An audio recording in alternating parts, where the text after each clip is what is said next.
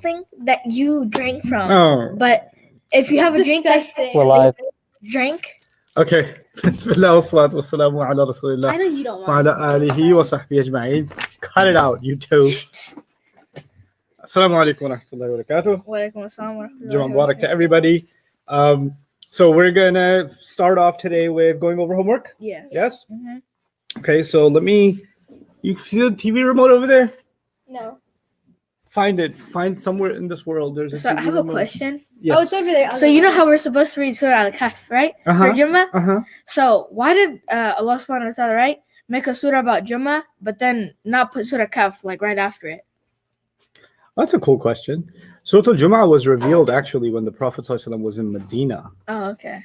And Surah Al-Kahf was given to the Prophet ﷺ when he was still in Mecca. Oh, okay. And Surah Al-Jumu'ah is about why the Jumu'ah prayer is important. Yeah. But Surah Al-Kahf is actually not about the Jumu'ah prayer. Oh. It's I think the way you can think about that sunnah of the Prophet ﷺ to recite Surah Al-Kahf every Friday is that the lessons inside Surah Al-Kahf were some things that the Prophet ﷺ wanted Muslims to remember regularly. And especially as the centuries change and the decades and the centuries change, the world's going to keep changing. And when Muslims go through different changes, different societies, different cultures, they're going to start to forget some very important lessons easily. And so the recommendation of going through Surah Al-Kahf, reciting it, is not just for good deeds, but also because it has some things that we're going to need in the future. Oh, okay. Right? So that's what that's about. And so the subjects in the Quran aren't, this is the area in the Quran that talks about Jummah, or that's the place in the Quran that talks about Musa, and that's the part in the Quran that talks about Allah's laws, or halal and haram food, etc. Right? So the laws in the Quran, like for example, let's talk about food laws, right? Yeah. I'm going to give you some of these little bits of information, and I'll over time ask you over and over, see if you can remember. So Maryam and Ahmed, stay with me. Maryam, already interested in the middle of the table? All right, and pull your chair in so that doesn't happen. Coming closer, yeah. Keep going. Yeah, that's way better. Now there's good job. They did a fantastic job. So smooth. Yeah, he was doing a fantastic job. Yeah. But anyway, so the conversation about halal and haram food happens in the Quran 3 times. How many times? 3. 3 times. The second surah in the order of the Quran, Baqarah, and then the 5th surah, Ma'idah, and then the 6th surah, An'am, 2, 5, and 6. Okay? Yeah. What are the 3 surahs? 2, 5, and 6. 2, 5, and 6. But that's not the order in which Allah gave them. The number 6 is actually a Makki surah, so that was given the earliest. And then came Baqarah, which is number 2. And then one of the last surahs given to the Prophet was Ma'idah, which is number 5. Yeah. Right? So what I'm trying to get at is the subjects in the Quran are not all in one place. They're spread out, and there's a reason for that.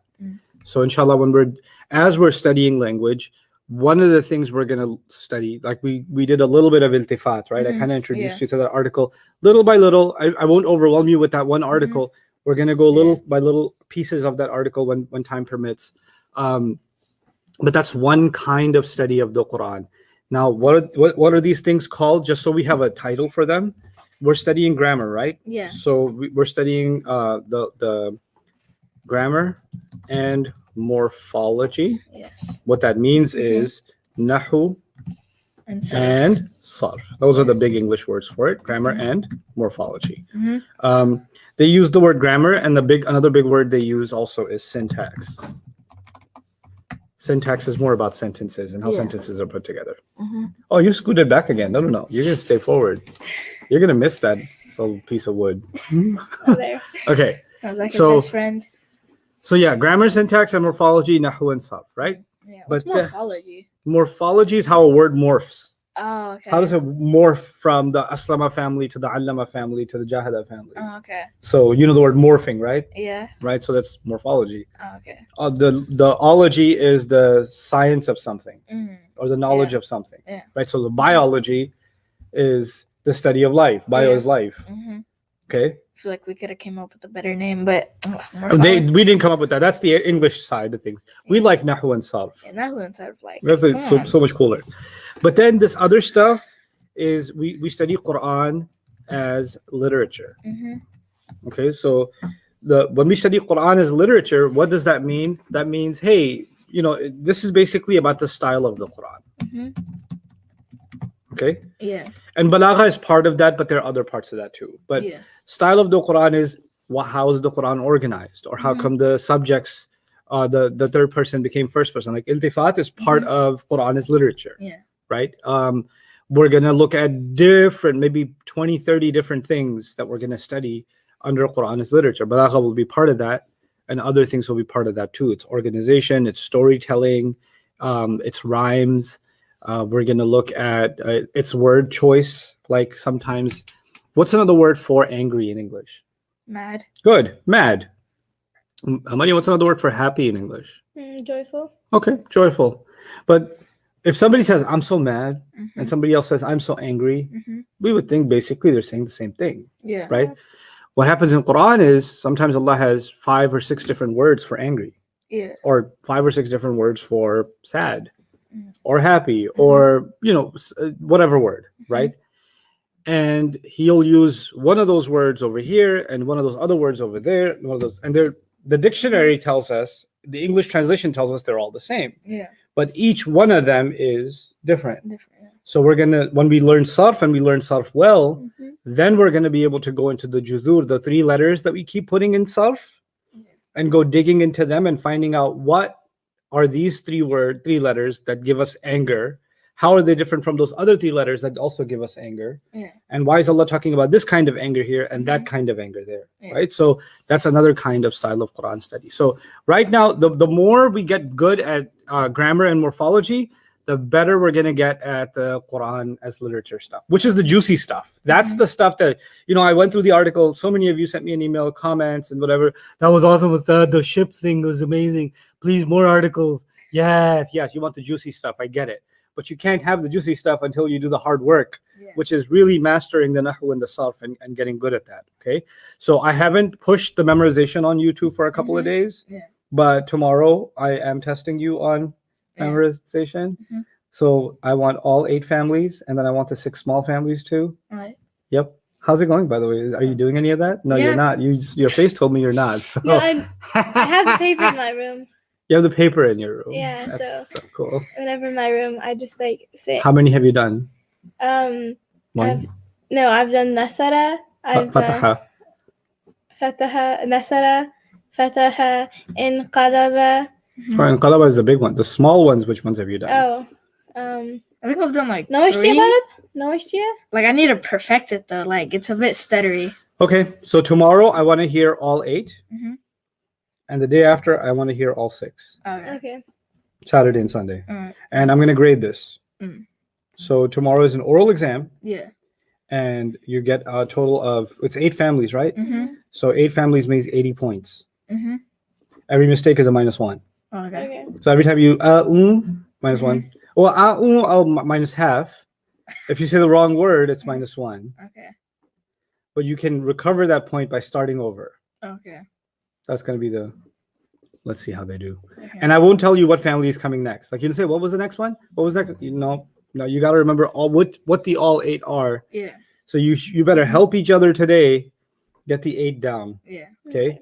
You guys can take your time, memorize, because you're in the ummah, so you're mashallah used to laziness.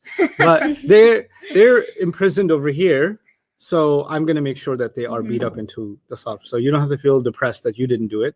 But if you're good Muslims, you'll do it. No, I'm kidding. You're not good by doing that. I'm sure you're good. Or am I? Anyway, let's start with our homework. Yes. What numbers did I give you? 1 through 40. It wasn't even all of it, huh? Yeah. Yep. Allah. Okay. After I watched the video and I found out what I had to do, it was alhamdulillah pretty easy. Okay. So what did you have to do? You gotta put the u out on it. Okay, so nunazzilu becomes? Nunazzalu. Right. Nunazzilu, we send down. Nunazzalu, we are being sent down, which makes less sense, but Yeah. You better be sure. I don't want to hear I've done all 14, but I'm not sure. That doesn't fly here. نقاتل. نقاتل. Good job. That's the mudari'. Mudari' means present tense. Yeah. Okay. Now let's make you a little bit more sophisticated. When something is passive, we say, now you got to say this after me, مبني للمجهول. مبني للمجهول. Yes. I'll transliterate it so you guys can butcher it properly. I think I had it like 50%. مبني No, you didn't. للمجهول. Okay. Okay. مبني للمجهول. Yeah. That's not even close to what you said. Say it again. مبني للمجهول. Yep. So مبني للمجهول means passive. Yeah. So I'll stop using the word passive. Now I'm going to say what? مبني للمجهول. Now I said this in class, and now I'm going to get about 40 emails today that say, Ustadh, what does مبني للمجهول mean? And I'm just going to read that email and say, you clearly did not read or listen to the lecture today. Yeah. Or you were battling something, or you were swallowing boiled eggs. Something else was going on while I was explaining that mabni lil majhul means passive. Because every single day, what I spend 20 minutes explaining in class, I get an email from somebody saying, Ustadh, I don't understand what do you mean past tense? And I just look at it like, are we in the same? Because this is not class. This is class. This is not a video you can passively listen to. Unless you're fully in, I can't help. And then I have to write nice emails because I don't know who's on the other side. I don't know if somebody they have those anime drawn big eyes with the tears waiting to come out. They do that. So if I say, why didn't you listen to the lecture? Whatever, and some people write me terrified emails. They're like, Ustadh, I know you're going to destroy me if I ask this question, but I'm really scared to ask. And I say, ask, go ahead. Now go ahead, do it.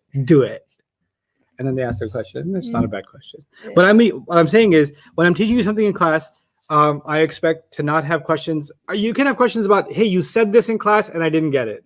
But when clearly you don't remember what I said in class, there's a problem. Okay, so mabni lil majhul means passive. What does it mean? مبني للمجهول means passive. Means passive. Okay. So now, we used to say present passive, and we used to say past passive, right? But we are now, mashallah, in the PhD program. So the present is called mudari'. That's not a new word. We did this before, but we didn't practice it too much. What's it called? Mudari'. So present passive will be called mudari' mabni lil majhul. Ooh, that's a big one. مضارع مبني للمجهول. You try. مضارع مبني للمجهول. للمجهول. مضارع مبني للمجهول. Say it again. مضارع مبني للمجهول. Do it. مضارع مبني للمجهول. Okay. مضارع مبني للمجهول. Why don't you write it out in English over here? Because if you write it in Arabic, then you'll think, when did I learn to write Mandarin? So مضارع مبني لل majhul. You have really good handwriting. Thanks. Oh, Okay. I see what you did with the glasses. Sneak. Okay. Now Madi. And then this is the same. Okay. Okay. Madi means past tense. Mudari' means present tense. So how do you say present passive? You say mudari' mabni lil majhul. This is present passive. And this one is past passive. What do you mean, you got that? Yeah. I'm writing it for him because his handwriting is mashallah. Yours is good handwriting. His looks like I'll come up with a troll. Oh wait, it's Friday. Okay. Mariam, actually no. Ahmed, go run and get Brother Sekou and get him to get the TV to work because I can't see what the Ummah is saying. Okay. So now we're gonna get used to. Can I write it in English? Yes, I can.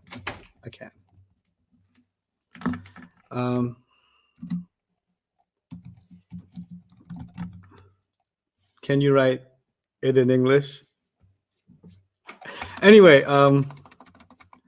مضارع مبني للمجهول, that's present passive, and ماضي مبني للمجهول is past passive. You guys both got that? Yeah. Yes. Okay.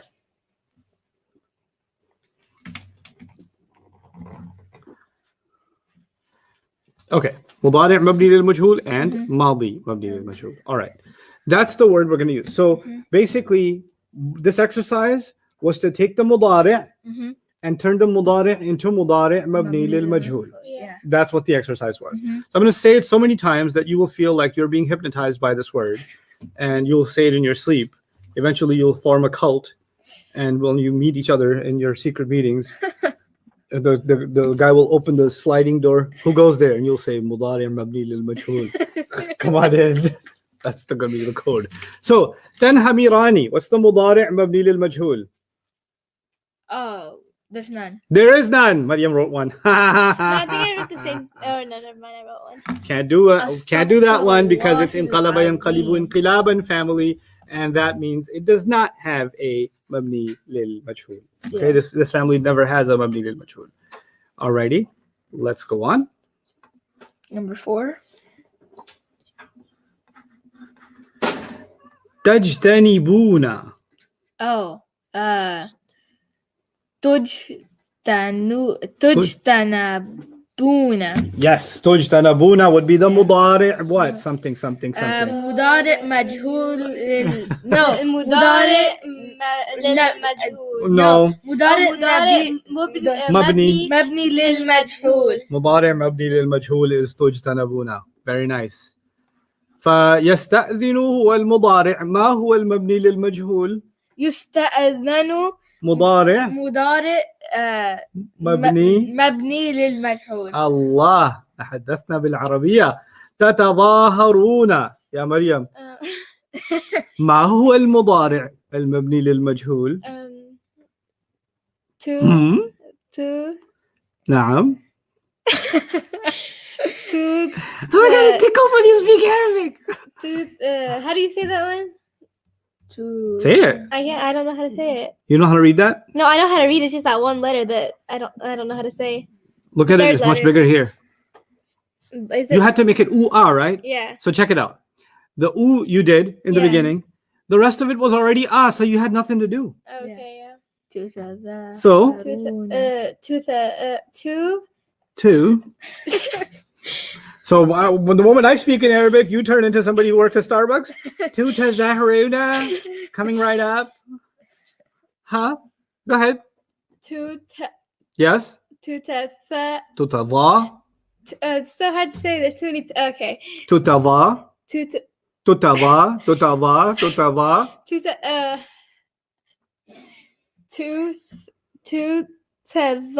Yes. Haruna. تتظاهرون هو المضارع المبني للمجهول.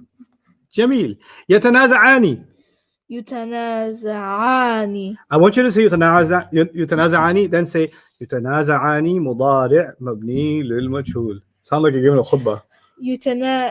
يتنازعان ومبني. No, not what.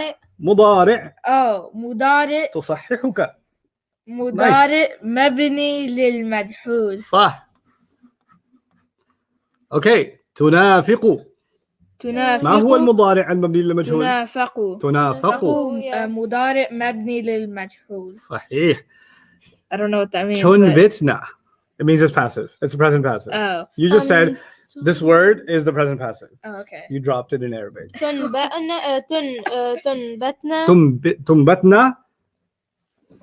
Impress me. مبني للمجهول. الله. تنبتنا مضارع مبني للمجهول.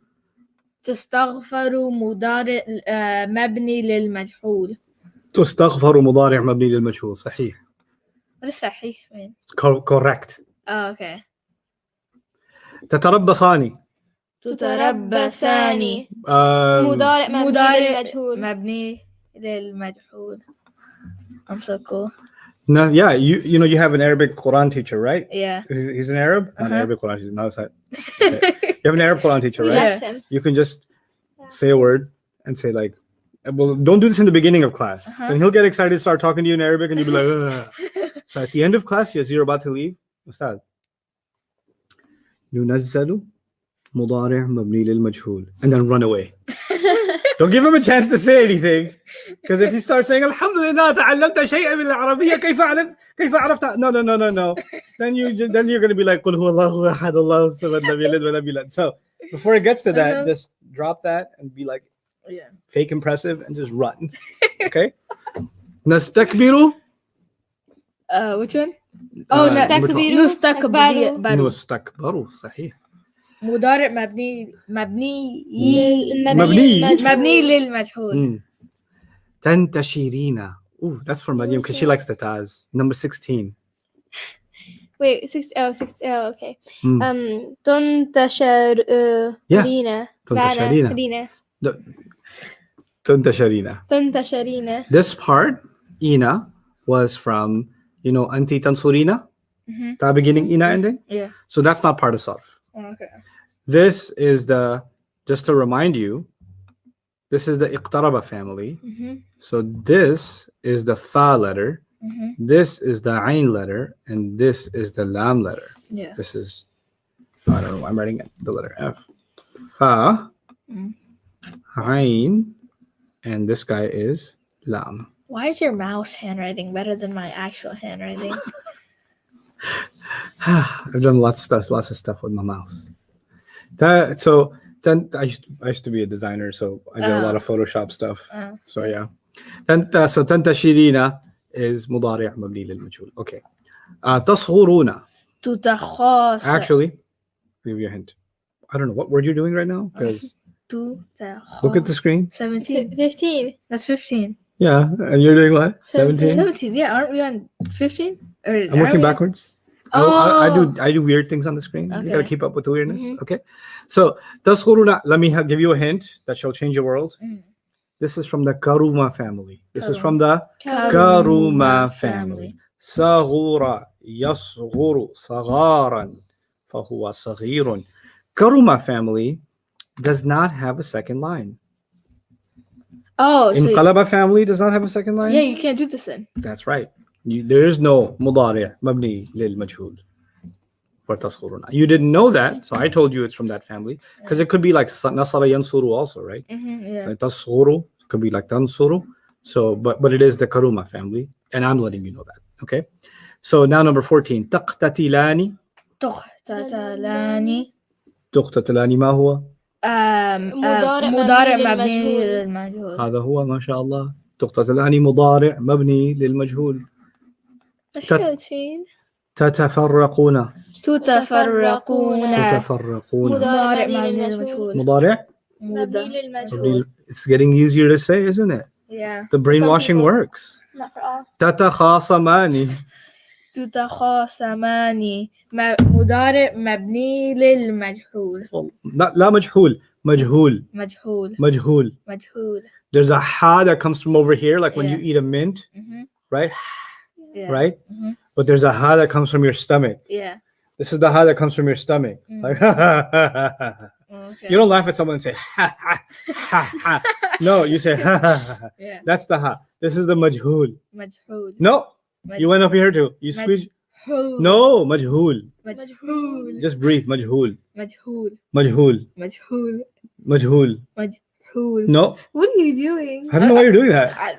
You're stressing yourself out. مجهول. Yeah. Oh, okay. There you go. I got it. There. Do you say hook? Yeah. Can you say hook? Hook. Why are you not saying hook? I said hook, right? Can you say hool? Hool. No, hool. Hool. Hook? Hook. Hool? Hool. Okay, majhul. Majhul. Okay. Oh, there all you right, go. that's it. You're making it like maybe it'll sound more Arabic if I like you won't. So مضارع مبني للمجهول. Okay, يفرقان. يفرقان مضارع مبني للمجهول. Allah, so much better. Yeah. أحسنت تحسنت جيدا. Okay, يسبح. يسبح مضارع مبني للمجهول. Whoa. Something's happening. ينطلقون. ينطلقون مبني مضارع مبني للمجهول. مضارع مبني للمجهول. Very good. مضارع مبني للمجهول.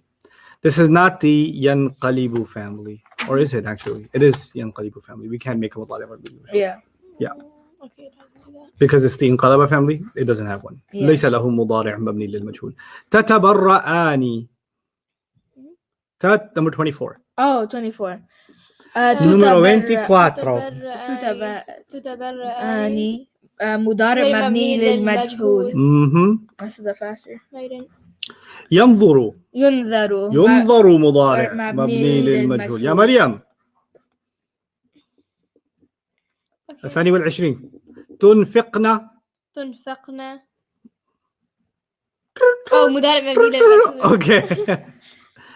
نستعجل. لا ابدا لا. Which one? Oh wait, you can't because it's. Yeah, you can. You can. Totally. نستعجل صحيح. مضارع مبني للمجهول. تتبعين. تتبعين مضارع مبني للمجهول. تتقطعين مضارع مبني للمجهول. It's sounding like Arabic now.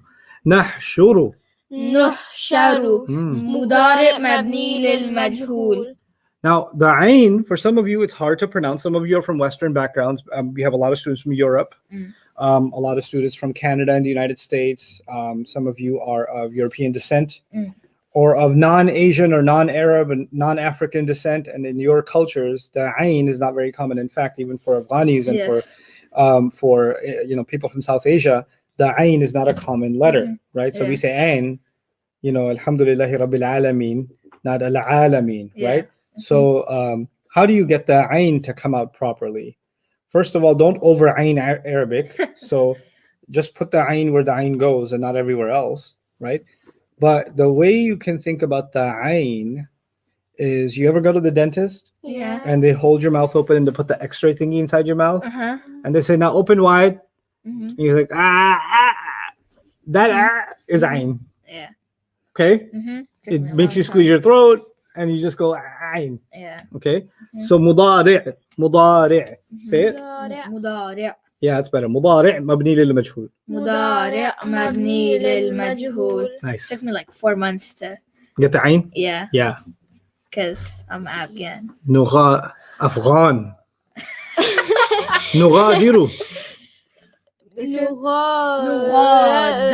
نغادر. مضارع مبني للمجهول. صحيح. يبين. Number 32. يبين. لا يبين لا. خطأ. يبين. لا.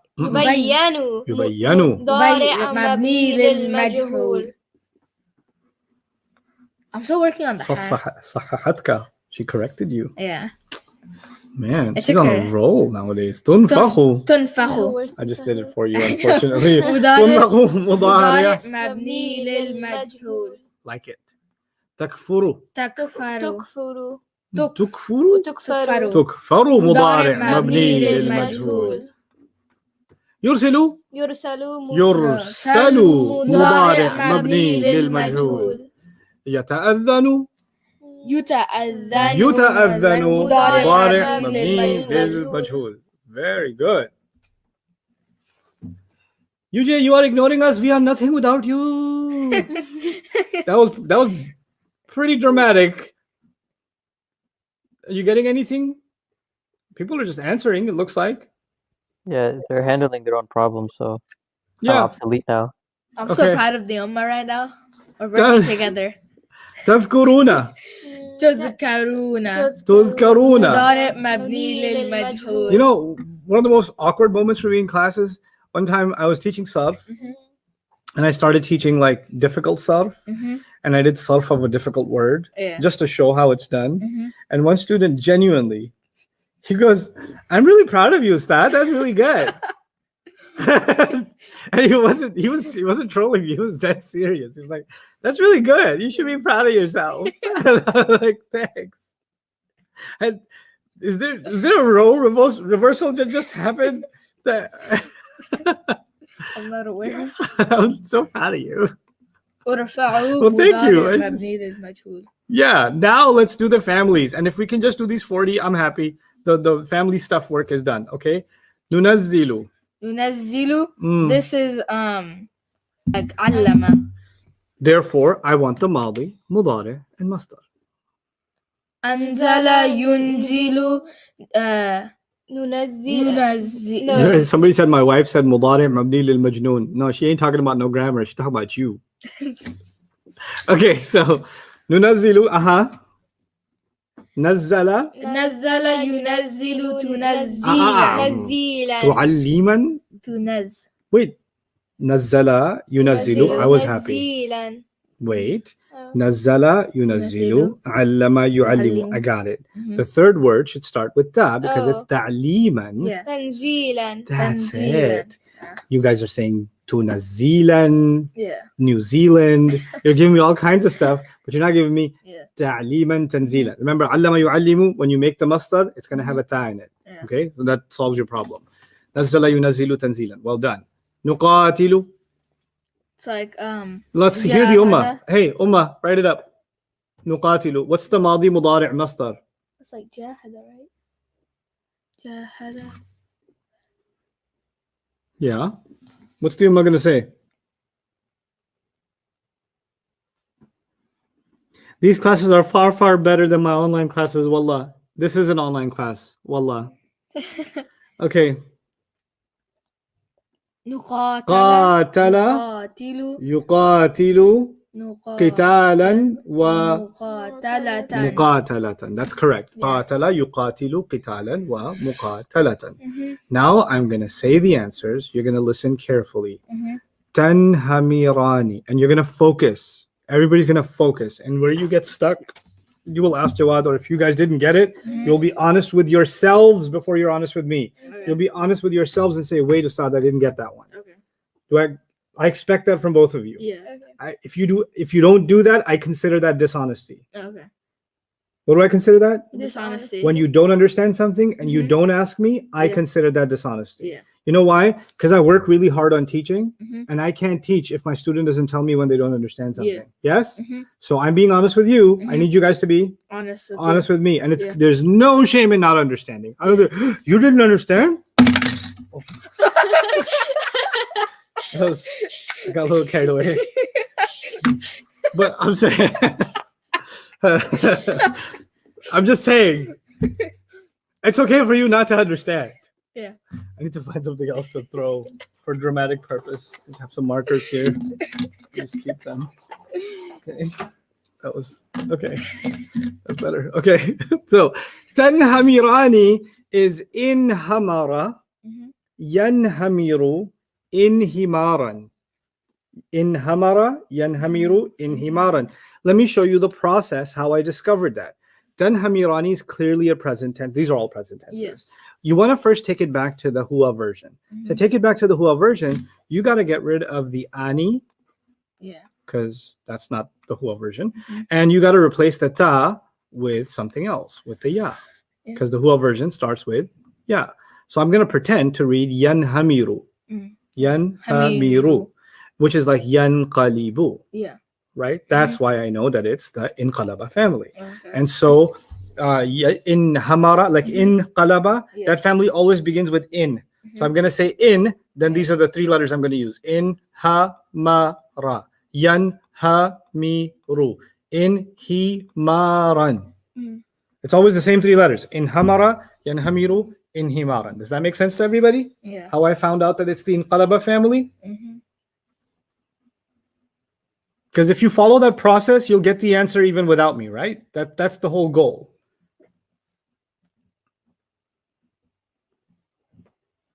Why not yan?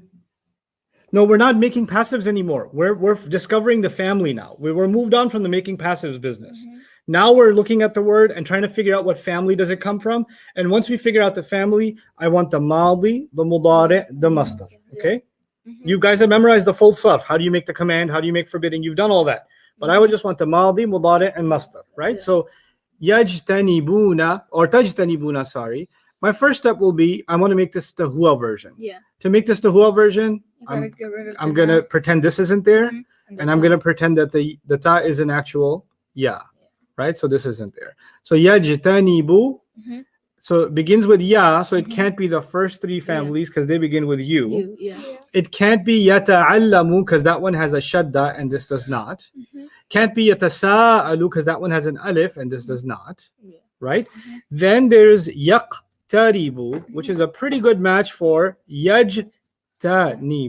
It couldn't be the yanqalibu family because the yanqalibu family wants to have a noon. There's no noon here. But Ustadh, there's a noon later. Yes, but the yanqalibu has noon in the beginning. So that noon didn't count. So yajtanibu is a perfect match for yaqtaribu. Now we did iqtaraba, yaqtaribu, iqtiraban. Now we've got ijtanaba, yajtanibu, ijtinaban. Now you know how to convert that to the past tense and discover its masdar and discover its ism fa'il and all of it, right?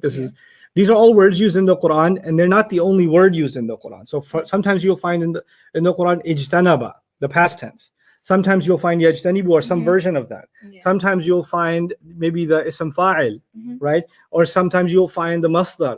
Now because of sarf, you can spot all of them. That's why we're doing sarf. So you didn't have to learn one of those words at a time. Once you know the family, any of its variations becomes familiar for you. This is what I said in the beginning of sarf. Hundreds of words no longer have to be learned one at a time. One family at a time gives you everything. Let's think about how many words this is. Ijtanaba, the first word, is actually huwa ijtanaba, huma ijtanaba, hum ijtanabu, hiya ijtanabat, huma ijtanabata, hunna ijtanabna, anta ijtanabta, antuma ijtanabtuma. You guys know this chart, right? So try to follow along with me. Antum ijtanabtum, anti ijtanabti, antuma ijtanabtuma, antunna ijtanabtunna, ana ijtanabtu, nahnu ijtanabna. That's 14 words. Huwa yajtanibu, huma yajtanibani, hum yajtanibuna, hiya tajtanibu, huma tajtanibani, hunna yajtanibna, anta tajtanibu, antuma tajtanibani, antum tajtanibuna, anti tajtanibina, antuma tajtanibani, antunna tajtanibna, ana ajtanibu, nahnu najtanibu. That's 28 words now. Ijtanaba yajtanibu ijtinaban, ijtinabun, ijtinaban, ijtinabin, ijtinabani, ijtinabaini, what am I doing? What chart is this? Un, an, in, ani, aini, aini. Oh, this is the Muslim chart. Yeah. Because it's an ism. But you can't use una, ina, ina because ijtinab is an idea, not a person. So the plural column will be the feminine column. So it'll be ijtinabun, ijtinaban, ijtinabin, ijtinabani, ijtinabaini, ijtinabaini, ijtinabatun, ijtinabatin, ijtinabatin. That's how the masdar works, right? So that's another 9 words. That's already now 37 words. Then you've got mujtanibun, mujtaniban, mujtanibin, mujtanibani, mujtanibaini, mujtanibaini, mujtanibuna, mujtanibina, mujtanibina, mujtanibatun, mujtanibatan, mujtanibatin, mujtanibatani, mujtanibataini, mujtanibataini, mujtanibatun, mujtanibatin, mujtanibatin. That's another 18 words. So that's 55 words in one line. The second line is equal number of words. That makes it 110 words. Then you've got the al-amru minhu, ijtanib. Like iqtarib, al-amru minhu, ijtanib. And that's anta iqtarib, anta ijtanib, antuma ijtaniba, antum ijtanibu. We haven't done the sarf kabir of that. I'll teach you that maybe today or tomorrow. Anti ijtanibi, antuma ijtaniba, antunna ijtanibna. Then la tajtanib, la tajtaniba, la tajtanibu, la tajtanibi, la tajtaniba, la tajtanibna. Then the dharf, another 9 words for the dharf. So it's mujtanabun, mujtanaban, mujtanabin, mujtanabani, mujtanabaini, mujtanabaini, mujtanabatun, mujtanabatin, mujtanabatin. That's another 9 words.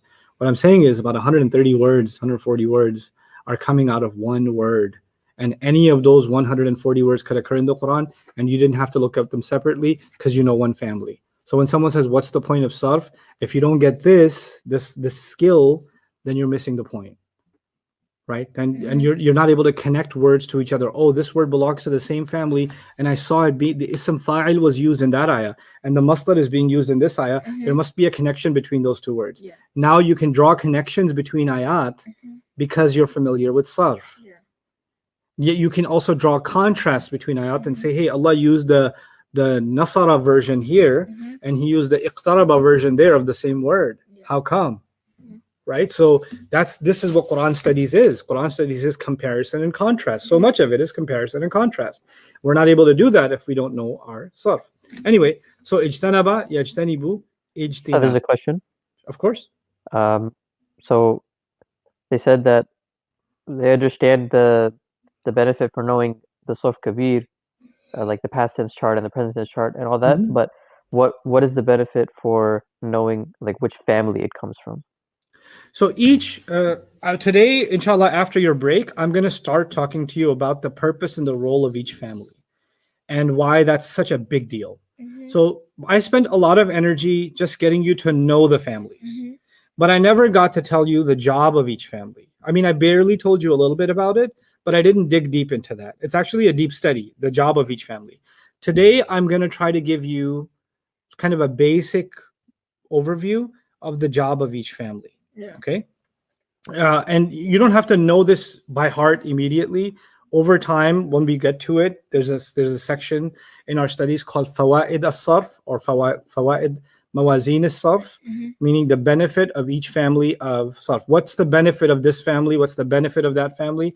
Meaning when you take letters and put them in this family, what happens? Okay. That's actually where I was telling you there's this document. Those of you some of you are Arabs, so you should look this up. It's called جدول أوزان الأفعال جدول أوزان الأفعال الصرفية actually. Muhammad Shahriyan Najah is actually Shahriyan Najah is the author.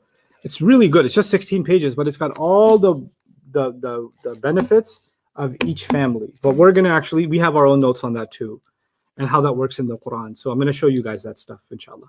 Other questions? It's crazy how it's Nope, hard. just that one. That was it? Yeah. Okay. So tunafiqu, I'll walk you through this again. I want to get to the huwa version first. That's always my first step if I want to discover the family, right? So tunafiqu, I will reduce it to what? Yunafiqu.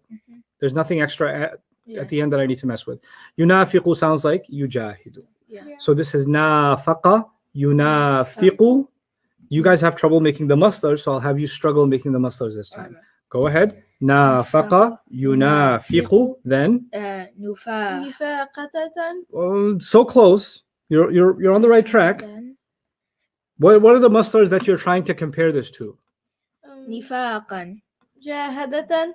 No. Is that a word? Jahada yujahidu jihadan. Oh. Nifaqan. No, say it. Maryam, say it. Jahada yujahidu. Jahada yujahidu jihadan. Jihadan wa. Mujahadatan. So it's good to say that out loud. Okay, I'm trying to make something that rhymes with jihadan wa mujahadatan with this. When you guys don't say it out loud, you guys come up with nafaqatatan. Okay? Okay. So what's the process? If you want to get the masdar right, go back to the masdar you did memorize. And what's that? Jahada yujahidu what? Jihadan wa mujahadatan. So the three letters are noon, fa, and qaf, right? Jihadan, nifaqan, mujahadatan, munafaqatan. The mu is extra. Yeah. So mujahadatan, munafaqatan. That's the way I want you to make a masdar. Because I can tell you guys have trouble making the masdar. That's because you're not slowing down and saying the masdar to yourself. Okay. So I'll have you struggle with the masdars each time because I want that skill to get better for you. Okay. Yatanaza'ani. The ani is extra, right? We already solved that part. Yeah. So it's yatanaza'u. It's already got a ya in the beginning. So we're good with that. Yatanaza'u. It's definitely not the first three families because it didn't start with an u. Yeah. It doesn't have, or I can tell that it's got an extra ta in there and an extra alif in there, right? Yatasa'alu, yatanaza'u. Oh yeah, yatanaza'u. Right? And the three letters, because it's a big word, but the three letters my focus is on is na, za, a. Yeah. Right? So yatanaza'u is yatasa'alu, right? Yeah. Tasa'ala, yatasa'alu, and what? Tasa'ulan. So tanaza'a, yatanaza'u, and what's the third word? What was the word that you memorized? Tasa'ulan. So it starts with a ta already. Tanazu. On. Tanazu'an. Oh, tanazu'an. Tanazu'an. Like tasa'ulan. Yeah. Okay? Mm-hmm. Better this time.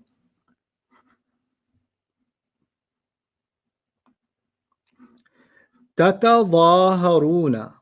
You take the una away. Good. Then what do we do? Maryam, Take then what do we do? Take one of the ta away.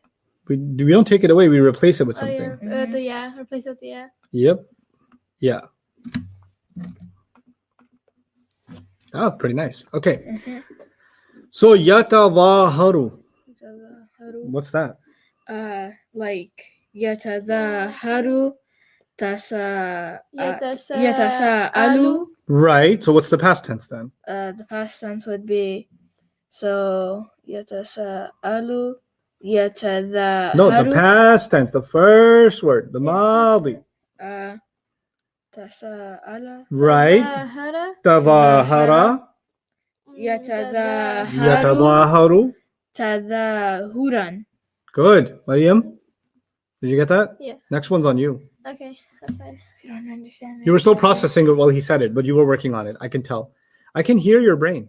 Is that a superpower you It have? is. It is a superpower I have.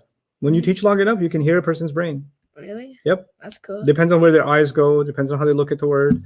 Depends on how their mouth half moves. Like, so you can hear their brain. Yep. Yasta'dhinu.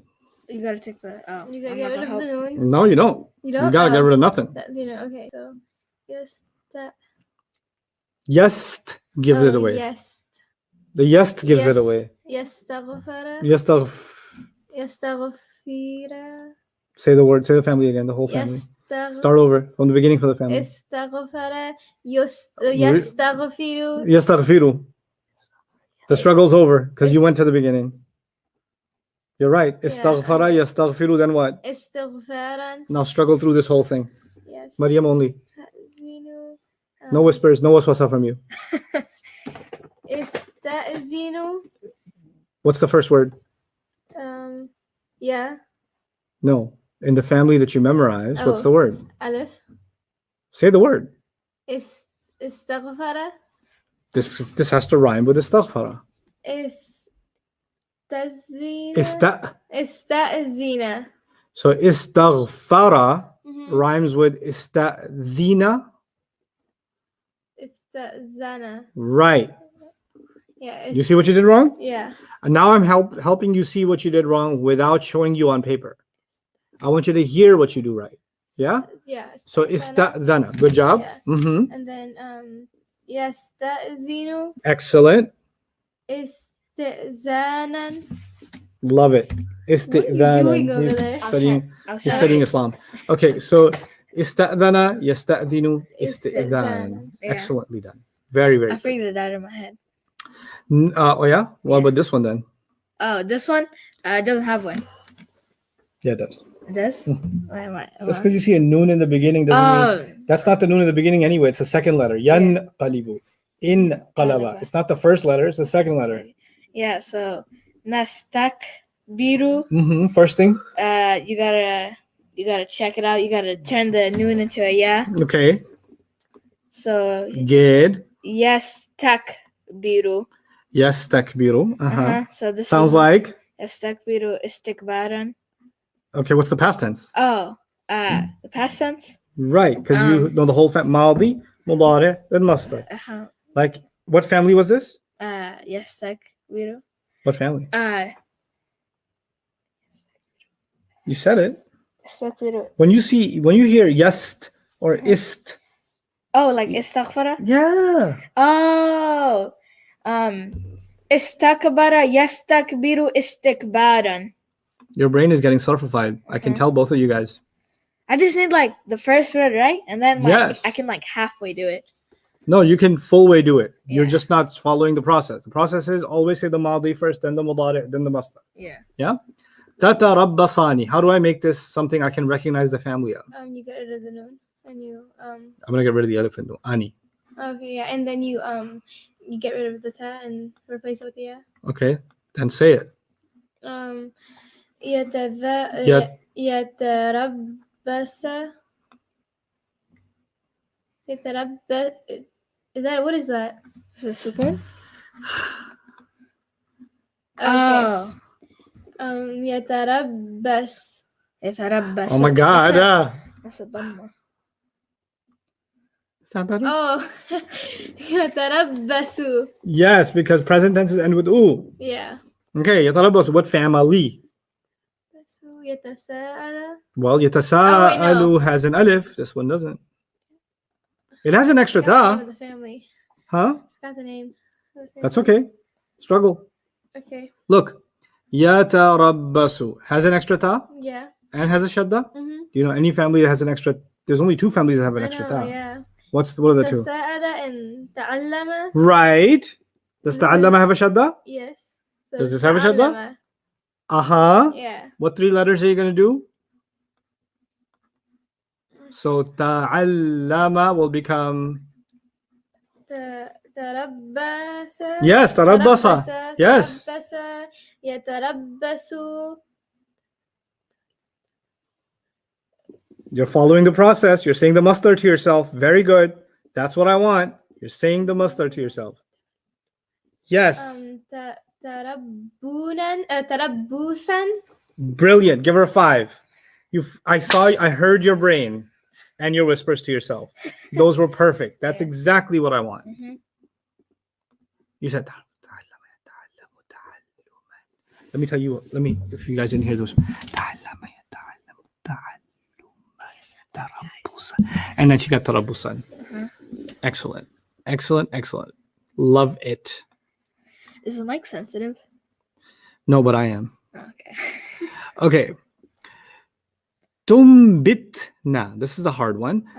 Huwa yansuru, huma yansurani, hum yansuruna. Hiya tansuru, huma tansurani, hunna yansurna. Anta tansuru, antuma tansurani, antum tansuruna, anti tansurina, antuma tansurani, antunna. Tansurna means ta beginning, na ending. Yeah. This is a na ending. Mm-hmm. Ta beginning. This is the antunna version. So Mm-hmm. we're going to get rid of the na. Okay. When we get rid of the na, this ta doesn't have to be quiet anymore. Yeah. He can actually have a sound again. Mm-hmm. So he can be ton bi Su. tu. It's a ta. Oh yeah, sorry. Ton bi tu. Yeah? Mhm. But we don't want ta in the beginning. We want what? Yeah. So now we get yum bitu. Yum bitu. Mm-hmm. Okay? Yun bitu, but it sounds better to say what? Yum bitu. Yum bitu. So you'll see in Quran, it'll have like a little meme thingy on it, right? Because it'll just sound, because N and B, n-b, it just sounds like Yum. mb. So Yum. yum bitu. Okay? Now, yum bitu, what family? Well, starts with a U, which means it can only be one of Aslama family. Aslama family. Give it away because the second letter has a sukun. Yeah. Yuslimu. Mhm. Yum bitu. Bitu, yeah. So what's the first word then? So What's the madi? yambat. The ya is part of the present tense. That doesn't come back to the past tense. What's the first word you're trying to rhyme it with? Aslama. Right, which starts with a. Yeah. So you got to start with a and forget about the ya. The ya is a present tense. Oh, anbatu. Amba, because it rhymes with. Aslama. Right, ambata. Ambata. Yes. Yumbitu. Yes. Imbatan. Yes, ambata yumbitu imbatan. Brilliant. Okay, I think I'm comfortable with the level of recognition you guys have now. Mm-hmm. Did that help, that exercise of looking at a present tense, taking it back, then discovering the family? Because that's the skill that I'm going to need from you when we get deeper. I'm just going to quickly pass by the way, this is nasara. Mm-hmm. By the way, that's iqtaraba. Yeah. I'll just talk like that. And I expect you to know what that means when we get there. So that's why we're doing this exercise. So our Quran discussions become easier, right? So, and sometimes the word is difficult because the family is not so obvious. So me as a teacher will say, I know it's not obvious to you, but this is iqtaraba. You're like, oh my God, that's iqtaraba. Okay. Right? So I need to have that for you so that you have an easier time recognizing it. Now, what we did, just to give you the thought process here behind this material, we looked at past tenses, right? Yeah. on the first couple of days. And now look in this material. Look, we did these, and then we took it back to the huwa version. Shujja'a become shajja'a, for example. And then this is further down. Let's go further up. So we did these, right? We've already marked them. So we've done these, right? So we did, this was past tense. And we did istaqbala, and then we did istaqbala, yastaqbilu, istiqbala. In other words, I had you look at the past tense and then discover the family. Then yesterday, I had you look at the present tense and discover the family. Right? Because the Quran's not only going to give you past tenses and you have to discover the family. The Quran will give you past tense, or it will give you present tense. It will give you passive, it will give you active. It will give you madi mabni lil majhul, or it will give you what? What's the other one? Mudari' what? It will give you mudari' mabni lil majhul. The Quran can give you a masdar. The Quran can give you an ism fa'il. The Quran can give you an ism maf'ul. The Quran can give you al-amru minhu. The Quran can give you what else? An-nahyu anhu. The Quran can give you al-dharfu minhu. You got to recognize any of them and take it back to the family. But the two main ones are Madi and Mudari'. So we did Madi and Mudari'. Then we're going to look at Ism Fa'il and Ism Maf'ul. So I'm pairing them together. So the Madi, I said the past and past passive. Madi and Madi Mabni lil Majhul. We looked at those together. Then we looked at Mudari' and Mudari' Mabni lil Majhul. We bunched those together, right? Now we're going to look at Ism Fa'il and Ism Maf'ul together. So you guys see how they play off of each other. They have a relationship with each other. Right? And you get better at recognizing that relationship. Then we'll look at Amr and Nahi together. Then maybe we'll look at Dharf too, but Dharf is not as important for our recognition work. Right? But that's when we look at that, eventually, what do I want from you? When you spot a word, you know which one of these, what are your choices now? Remember when he said recognize a word? I said it could be ism, past tense, present tense, or fi'l. Remember that? By the time we're done with this, it's not going to be like that. You're going to be way better than that. You're going to say it could be Madi mabni lil majhul, Mudari' mabni lil majhul, or no, it could be Madi mabni lil majhul, Mudari' mabni lil majhul. It could be Masdar, it could be Ism Fa'il, it could be Ism Maf'ul, it could be Dharf, it could be Amr, it could be Nahi, it could be 10 things. You have a list in your head from the Sarf Saghir that we did. For each family, we memorized 10 words. You look at a word and say, does it belong to one of these 10 groups? Because those 10 words are 10 groups. The past tense is a group. The present tense is a group. The masdar is a group. The ism fa'il is a group. The ism maf'ul is a group, etc., right? So the skill is, I look at a word, I know which of the 10 gangs he belongs to and which family, which group within which family. And once I do that, I can identify so much about that word and play off of it. But inshallah, after the break, we'll change gears a little bit, and I'm going to talk to you about the purpose behind these families. Okay? So inshallah, enjoy your break. We'll come back in 10 minutes. I'm so confused about this. Hold on. Which one? Oh, no, I'm not confused about this. I'm confused. Why is there a gap between this? So confusing. Because look, like, if you look, right? Yeah. It's not touching. This is like physics right here.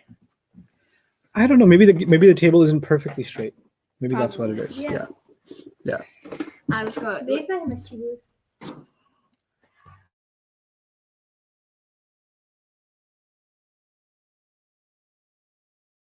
Take the requests if they have questions about specific ones, like somebody said 38, 39, Jawad, help answer them, inshallah. All right. They were asking, a lot of people asking about how to get practice with the small families. I'm ignoring that on purpose right now because that's a harder, laborious task, and we'll get there when we get there.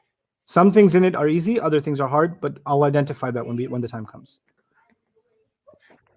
All right. How about on number 16?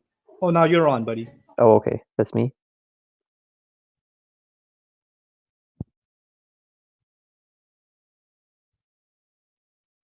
All right. Give me 1 second to open up my document.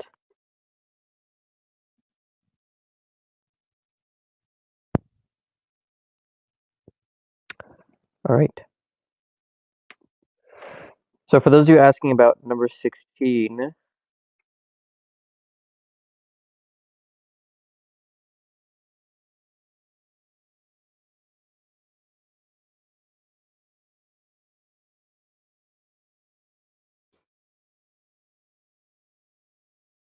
Intashara, I think in the actual doc itself, the word that was given was tantashiruna or tantashirina.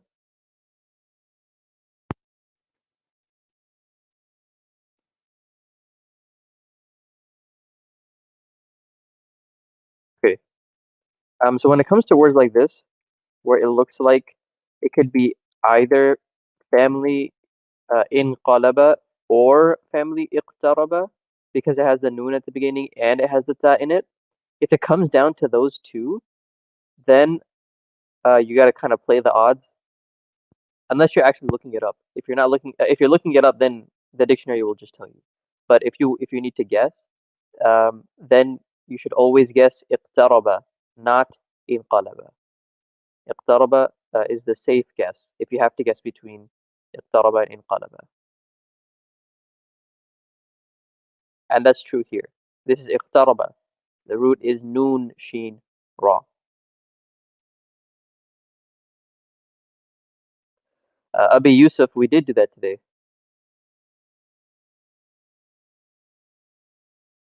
Well, maybe not exactly with you, but it's not as important that we put ya with a dhamma, you specifically. It's the u sound. It can go on all of the letters of the present tense. So we can get you, we can get tu, we can get nu, and we can get u. Why did it start with nu? Because that was the nahnu version, Athia. Number two, nuqatilu is the nahnu version of yuqatilu. Qatala yuqatilu.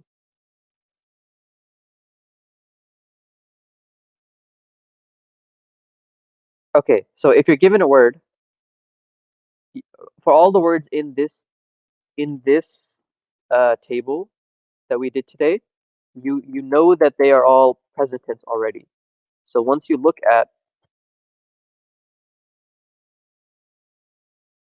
see nuqatilu, you already know this is a present tense. Okay, that much you're given. Nuqatilu, remember, when we go through the present tense chart, the beginning letter can change. So for example, aslama yuslimu. We can also get tuslimu. We can also get nuslimu. We can also get uslimu. So you should already know about the anti acronym, right? We can get a hamza, noon, ya, or ta at the beginning. So if you see any of those, it's not a problem. Just relax and change it back to a ya. So now this is the huwa version. Yuqatilu. And now all you have to do is you have to compare it to your families. Aslama, Jahada, and Allama are the only families that start with U. All the other ones start with A at the beginning. So it has to be one of those three. Aslama it doesn't have an alif, so it can't be Aslama. Allama has a shadda. It can't be Allama. It has to be Jahada, yujahidu. Qatala, yuqatilu. Once you found which family it matches with, then you can get the rest of the chart like that. So now we know yuqatilu looks like yujahidu. So to get the past tense, we match qa, ta, and la. We put those letters into jahada, right?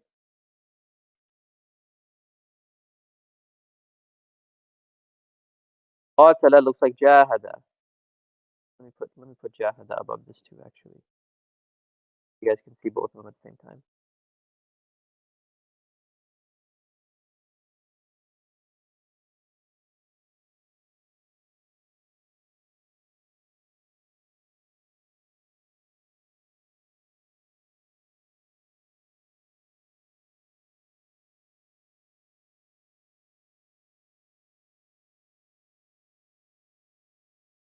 There you go. Jahada, qatala looks like jahada,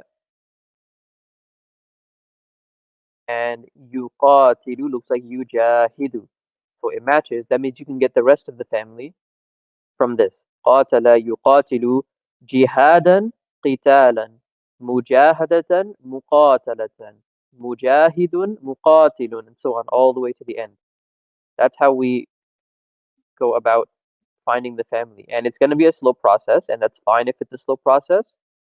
um, the longer or the more you do it, the better you'll become at it.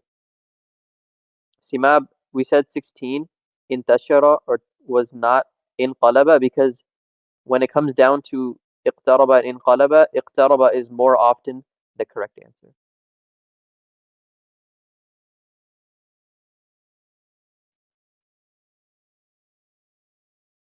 How will recognizing the masdar help you find the mabni lil majhul? Okay, let me give you an example. Let's say I give you the word I'll do a little bit of a tough example.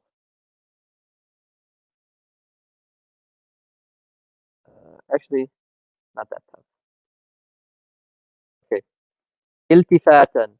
Iltifatan, this is a masdar, okay? Compare all the masdars that you already know. So, does this look like ta'liman?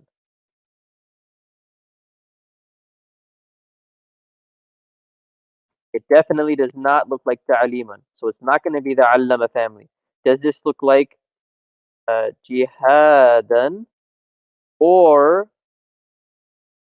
mujahadatan? No, it doesn't. Very clearly, it does not look like that. It's not going to be either of these. It's not jahada. Does this look like islaman? Nope.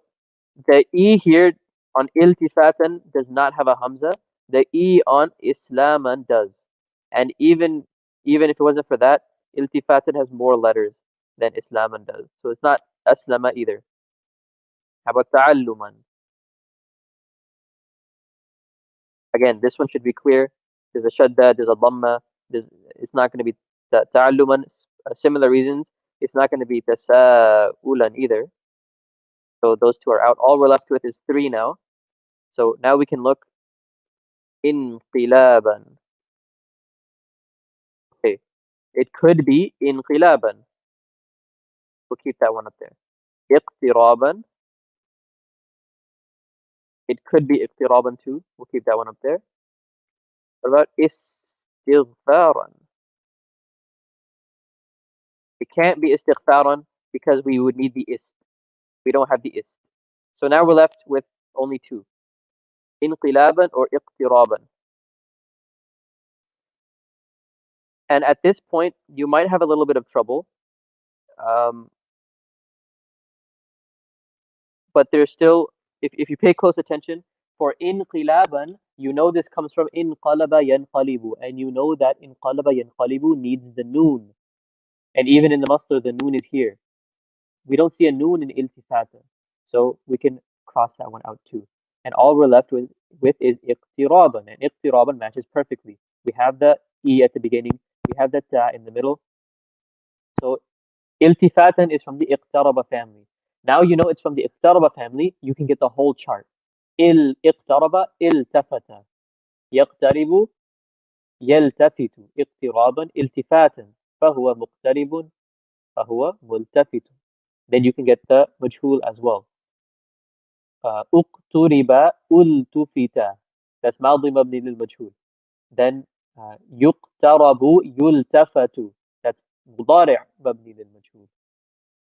مقترب ملتفت, and that's the ism maf'ul. So that's how we go about it. That's how the masdar can help you get the rest of it. From the 8 big families, the masdar is probably one of the easiest ways to get the rest of the family, because the masdars are pretty unique. Why didn't we consider number 20 to be iqtaraba? Because of the noon.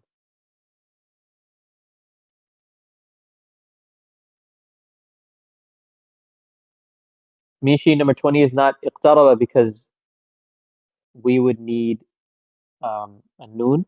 And sure, sometimes the ta becomes a ta, but that only happens in very, very specific cases. So that's not something you should rely on. It depends. It's not going to become a ta just for no reason. It's only going to become a ta if the letter before it is a certain letter. Not a certain letter, but it comes from a group of certain letters. Sad is one of those letters. If you see a sad, like in istabara, the reason the ta became a ta was because of the sad. So there are certain letters that make it a ta. It's not just going to become a ta.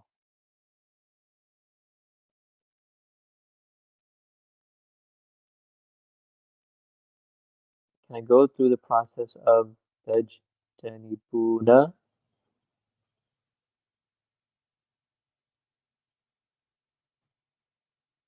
Process meaning, okay, I'll see what I can do.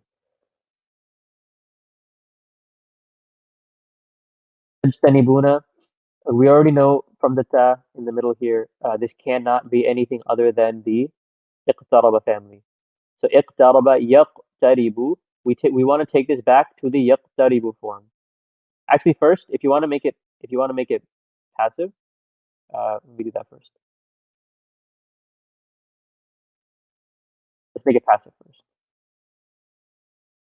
Then we'll go back and do this. So we see the ending, we want to leave that alone. We're not going to mess with the ending when it comes to passive. Ending always stays the same. The beginning will change to u, no matter what it is. And everything else that has a vowel, that vowel will become a. That's as simple as it is. Keep the ending the same, change the beginning to u, and then change everything else to a. So tajtanibuna becomes tujtanabuna. That's how we make the passive.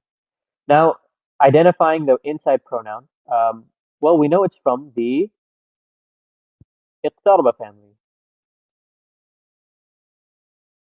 So, if we look at the iqtaraba family, we know the huwa form of the present tense is yaqtaribu. So we can do the chart and we can find out that way. Yaqtaribu, huma yaqtaribani, hum yaqtaribuna, hiya taqtaribu, huma taqtaribani, hunna yaqtaribna, anta taqtaribu, antuma taqtaribani, antum taqtaribuna, ta'una, taqtaribuna, tajtanibuna, antum. Or you can just remember, if you memorize the beginning ending patterns, you know ta'una always means antum. So that's two ways you can go about that. So the inside doer here is antum in tajtanibuna.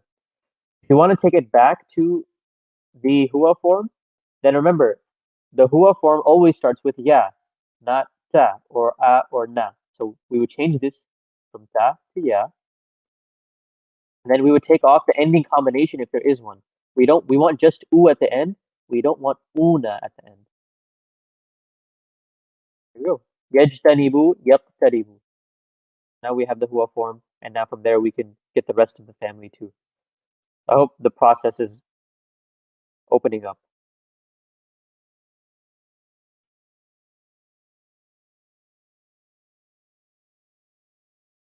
Okay, everyone. Bismillah wa salatu wa salamu ala rasulillah wa ala alihi wa sahbihi ajma'in. Exciting stuff to teach you. Let's get started. Alima is the Sami'a family. Yeah? Okay, yeah. And the letters are Ain, Lam, and Mim. Yeah. Right? So we're going to keep those same letters. I'm going to put Alima in the A'lama family. That's the Aslama family. Yeah.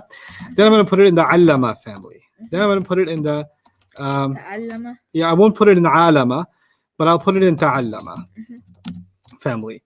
Then I'll put it in the No, I'll put it in the Ista'lama family. Yeah. Okay? So I didn't put it in all the families. These are the families that I put it in for now. Okay? Now, Alima means he knew. You knew? Yeah. Let me just make that bigger. Okay, so he knew, and it can also mean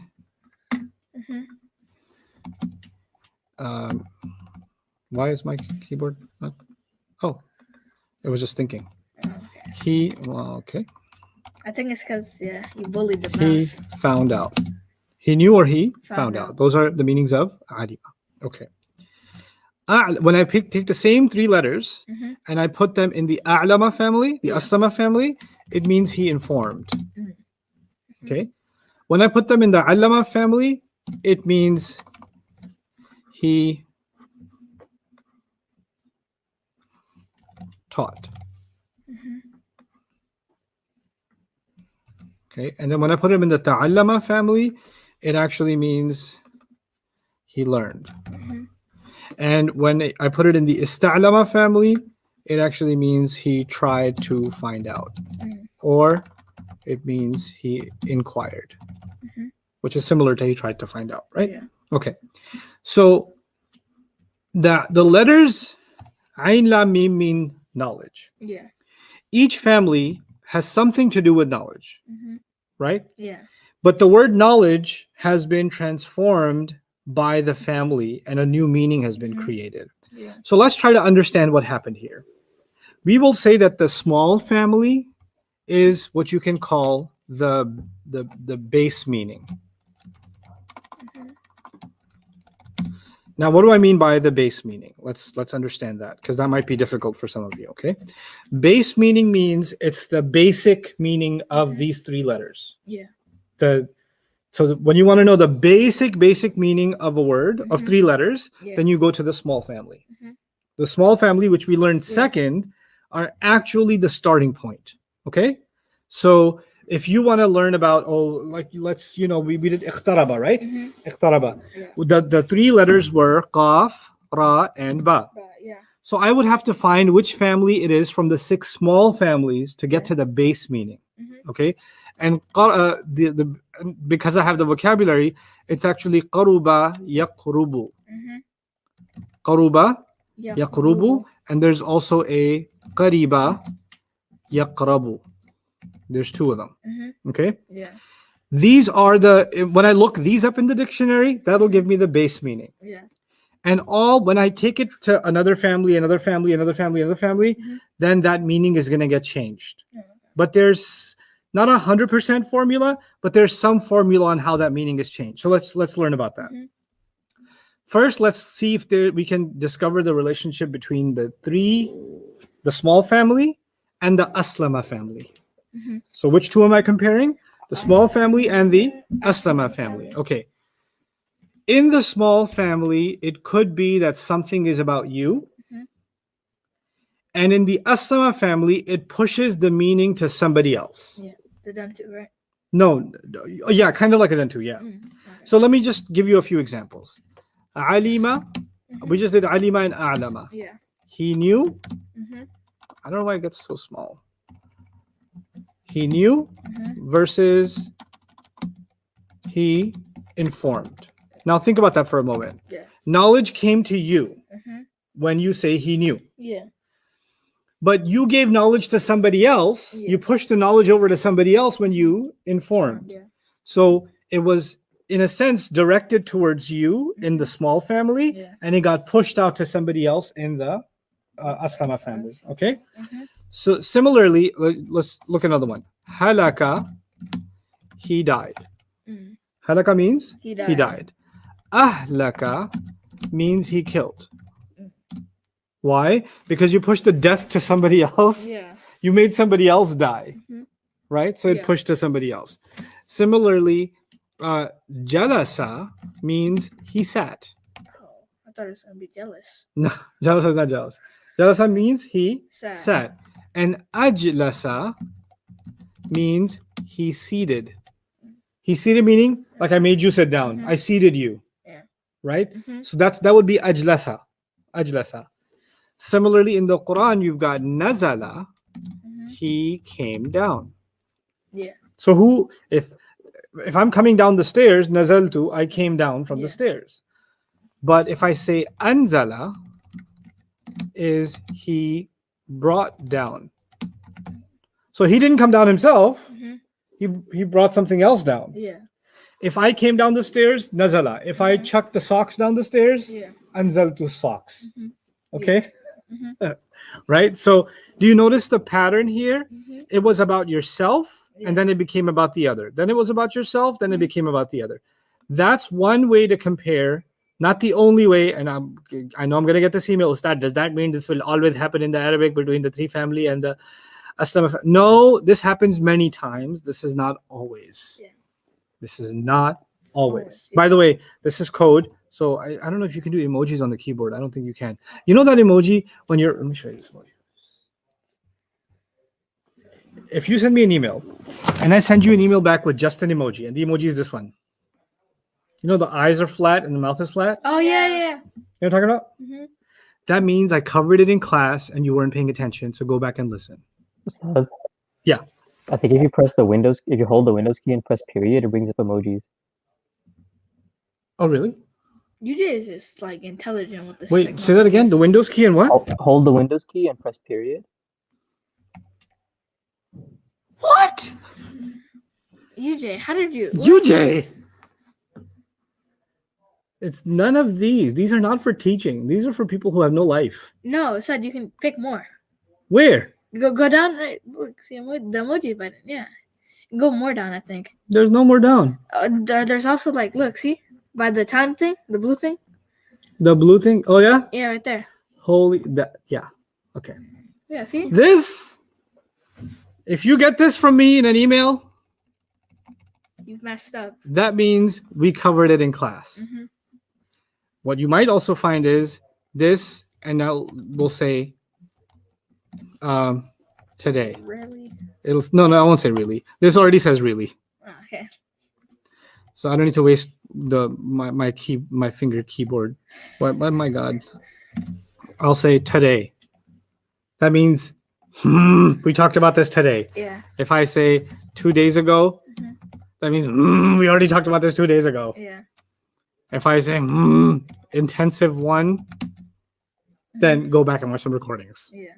Got it? Mm-hmm. Okay. Because I'm going to get this question. Ustad, you said today that every time and then you guys accuse me so much. You said today that the 3-letter family, when you put it in aslama, this always happens. Yeah. I did not say this. Mm-hmm. I said it can happen. Yeah. Here are some examples of when it does happen. Mm-hmm. Where did you get the always? And you slap me with the always, and I have to like dig out of the hole and defend myself. No, that's not what I said. Yeah. And then you get questions like this one. I got this one. And this is to make you feel bad, also, and to encourage you to ask questions, because I love asking your questions. Also, I love making that face. Mm-hmm. So somebody said, Ustad, I don't understand why something cannot be from the Jahadun family. Mm-hmm. And I'm looking at this question like, clearly, Ustad, this is not from the Jahadun family. And I'm like, Is that what? in a family? Yeah, you taught us the Jahadun family and it doesn't match. And I was like, really? I taught you the Jahadun family. Is it actually a family? I know it's not what we learned, but is it a family? No, because if it was a family, I would have taught it to you. Oh, okay. This is just a word you made up. And then it doesn't match the word you made up. And now you say, I didn't teach this to you. I said Jahada. And I said Mujahidun. Ism fa'il. Mm-hmm. Right? Yeah. I never said Jahadun. Yeah. I didn't. Occurred, yeah. Okay. So anyway. Mm-hmm. So 3-letter families, it could be from any of the 6, by the way. It could be the Fataha Yaftahu, it could be Daraba Yadribu, it could be Nasara Yansuru, it could be Sami'a Yasma'u, etc. That doesn't matter. But if it's a 3-letter family, then a lot of times the 3-letter version, when you bring it to the Aslama family, the meaning gets extra transitive. What does transitive mean? The effect is on somebody else. Mm-hmm. The effect is being pushed to somebody else. Okay. So Sami'a is a really cool example. Mm-hmm. Sami'a means he heard. Mm-hmm. Right? And Asma'a means he made somebody listen. And the somebody's not mentioned, but you have to have a detail. Asma'aka, he made you listen. Yeah. Asma'ani, he made me listen. Mm-hmm. So he's not listening, he's making someone else listen. Yeah. Okay? Similarly, qatala means he killed. He killed. Mm-hmm. But aqtala Mm-hmm. means he got someone killed. Yeah. Like he caused somebody to be killed. Mm-hmm. He didn't do the killing himself. Yeah. He paid somebody to do it or whatever. No, he got somebody killed. That's Yeah. aqtala. So it pushes the meaning out. Is that concept generally clear? Assad, can you hide the StreamYard is sharing your screen? Hide it. I don't know. If It's I on- hide it, is that going to hide the screen? Yeah. It's still working. Oh my God, all this time. It's just All these bothering- months. You've never said anything. We could have. It's been bothering me for like 2 intensives Since now. 2 intensives. Wow. And I was almost going around it. Like, okay, sort of. Okay, good. I'll take sort of. Let's take can't do that one. Okay. Fahima, he understood. Afhama, he made somebody understand. Okay. and the somebody is not mentioned, but he made some XYZ understand. Afhamani, he made me understand. Okay, but fahima, the understanding is applied to myself. Okay.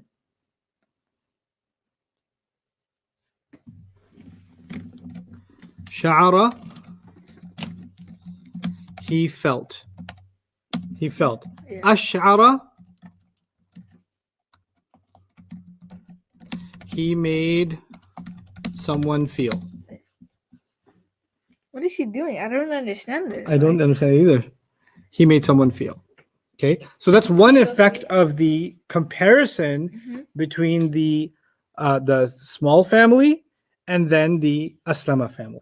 Okay, so that's one role that the Aslama family plays. Okay, now let's talk about Aslama versus Allama.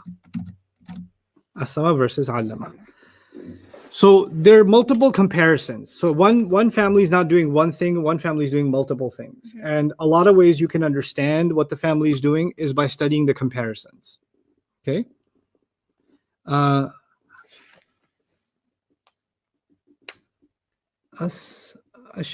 saghiran. I don't know what that means. Oh, okay. They made me feel small. I thought felt like falling. What? No, Aslama doesn't make passive. Aslama actually does the opposite of passive. It makes something uber transitive. It pushes the effect onto somebody else. Passive means you don't know who did it. Passive makes the doer a mystery. So now let's try Aslama. So Salima actually means he was safe. Yeah. Aslama can actually mean he made someone safe. That's one of its meanings. Yeah. Another meaning has nothing to do with Salima. It actually means he surrendered. And these are two totally different meanings. What I'm telling you is sometimes a word from one family can mean totally different things too. So one meaning of Aslama is he made somebody safe, and the other meaning is he surrendered entirely. Yeah. Okay? Now, let's talk about this.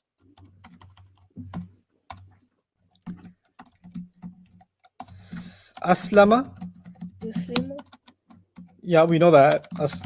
When I say Aslama, I'm talking about the entire family, right? Yeah. So Aslama versus Sallama. Aslama versus Sallama. This can mean, Aslama can mean he surrendered. And Sallama can mean he totally surrendered. Okay? Yeah. So one of the things that Allama family can do that with the Aslama family, and it can also do that with the small families. So for example, Qatala, which is a small family, means he killed. Yeah? Qatala is he massacred.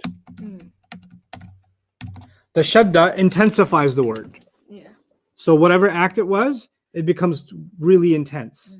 Yeah. Okay? Shadda is when you double a letter, right? So scholars of Balagha also argue that the shadda can have the effect in these families that have shadda. The shadda can have the effect of talking about something happening multiple times, just like the letter is happening multiple times. Yeah. Right? So killing and then killing and then killing and then killing becomes massacring. Yeah. Okay? So the same way, dhabaha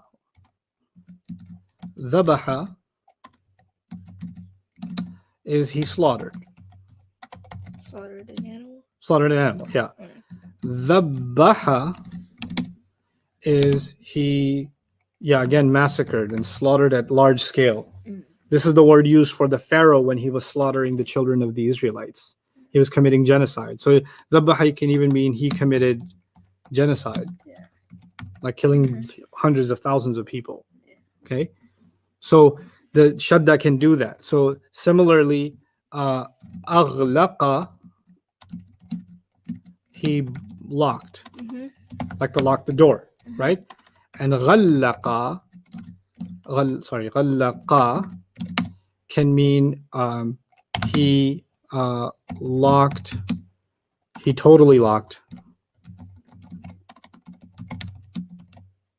Like it's intensifying it. Yeah. It can also mean there were lots of locks because the shadda is repetitive.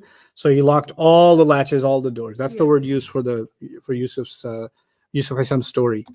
Anyway, come back to this. A'lama, he informed. Now really use your mind for this one. And allama, he taught. Now, when you inform someone, like if I just informed you it's cold outside, did that take a long time? No. No. And you didn't have to say, I don't understand. Explain it to me again. No, I said it's cold outside, bro. It's done. Yeah. But if I say, hey, I want to teach you about the different benefits of the 8 families, I can't just inform you. I have to what? Teach me. I have to inform you, then inform you, then inform you, then inform you, then ask you, then inform you again, then inform you again, then inform you, inform you. And that keep on informing for 3 hours becomes what? Teaching. Yeah. The shadda has repetition, right? And the repetition creates informing and informing and informing and informing. And that together becomes what? Teaching. Teaching, yeah. So the multiplicity of the act of informing is captured in the shadda. And that's the fundamental component of teaching, repeating yourself. Yeah. And that the philosophy of teaching is captured inside the allama family. And it's pretty cool that the Arabs use that word for teaching. Yeah. Right? So the sarf of it is telling us a lot about how they think about teaching and actually how teaching in fact works. Okay. Are you gonna do some Quran now or not? You want to? You want to? You want I to? mean, yeah. Okay. And it's fun. It is fun, isn't it? Yeah. What should we do today? It's like we should just do like a random surah. Like we just get a book. Okay, I'll show you one random one. This one's pretty cool. Good. Nothing's random, but this one's. Let me open it up. Surah Al-Ahzab. Okay. This is about the literal and the literary, but I'll show you something neat. Okay. I can't turn Quran requests down. You gotta do something. Surah Al-Ahzab. Somebody asked a question a couple of days ago about a Quran question. What's that? It was in Surah Al-Nahl and Surah Al-Mu'minun. There's like a very similar ayah. وَإِنَّ لَكُمْ فِي الْأَنْعَامِ لَعِبْرَةً تَسْقِيكُم مِّمَّا فِي بُطُونِهِ in Nahl and في بطونها in Al-Mu'minun. And what the difference was. That's a deep one. We'll do that later. Okay, I'm gonna do this one first today. My mind's already here, but yeah, I'll certainly keep that one in mind. Okay, there's a big context to this statement, but Ja'ala means he made. Yeah. Ja'ala means he made, and the word Allah is the outside doer. So not he made, Allah made. Yeah. Allah made. Okay, the ma means not at all. Ma means what? Not at all. What did Ja'ala mean? He made. And what does Ja'ala Allahu mean? He made. No, Ja'ala Allahu. Oh, Allah made. Allah made. Allah didn't make at all. Allah didn't make at all. Li rajulin, for any man. Allah didn't make at all for any man. Now, what did Allah not make at all for any man? Min qalbayni, any possibility of 2 hearts. Qalbayni, qalbun, qalban, qalbin, qalbani, qalbayni. So the qalbayni is actually a pair. Yeah. Allah didn't make for any man the possibility of 2 hearts. Fi jawfihi, in his body. Okay, in his body. Now, some people looked at this ayah and said, how come Allah talked about men? How come Allah didn't talk about who? Women. Yeah. And first of all, let's understand what he means by 2 hearts. You did read my mind. I was thinking about that.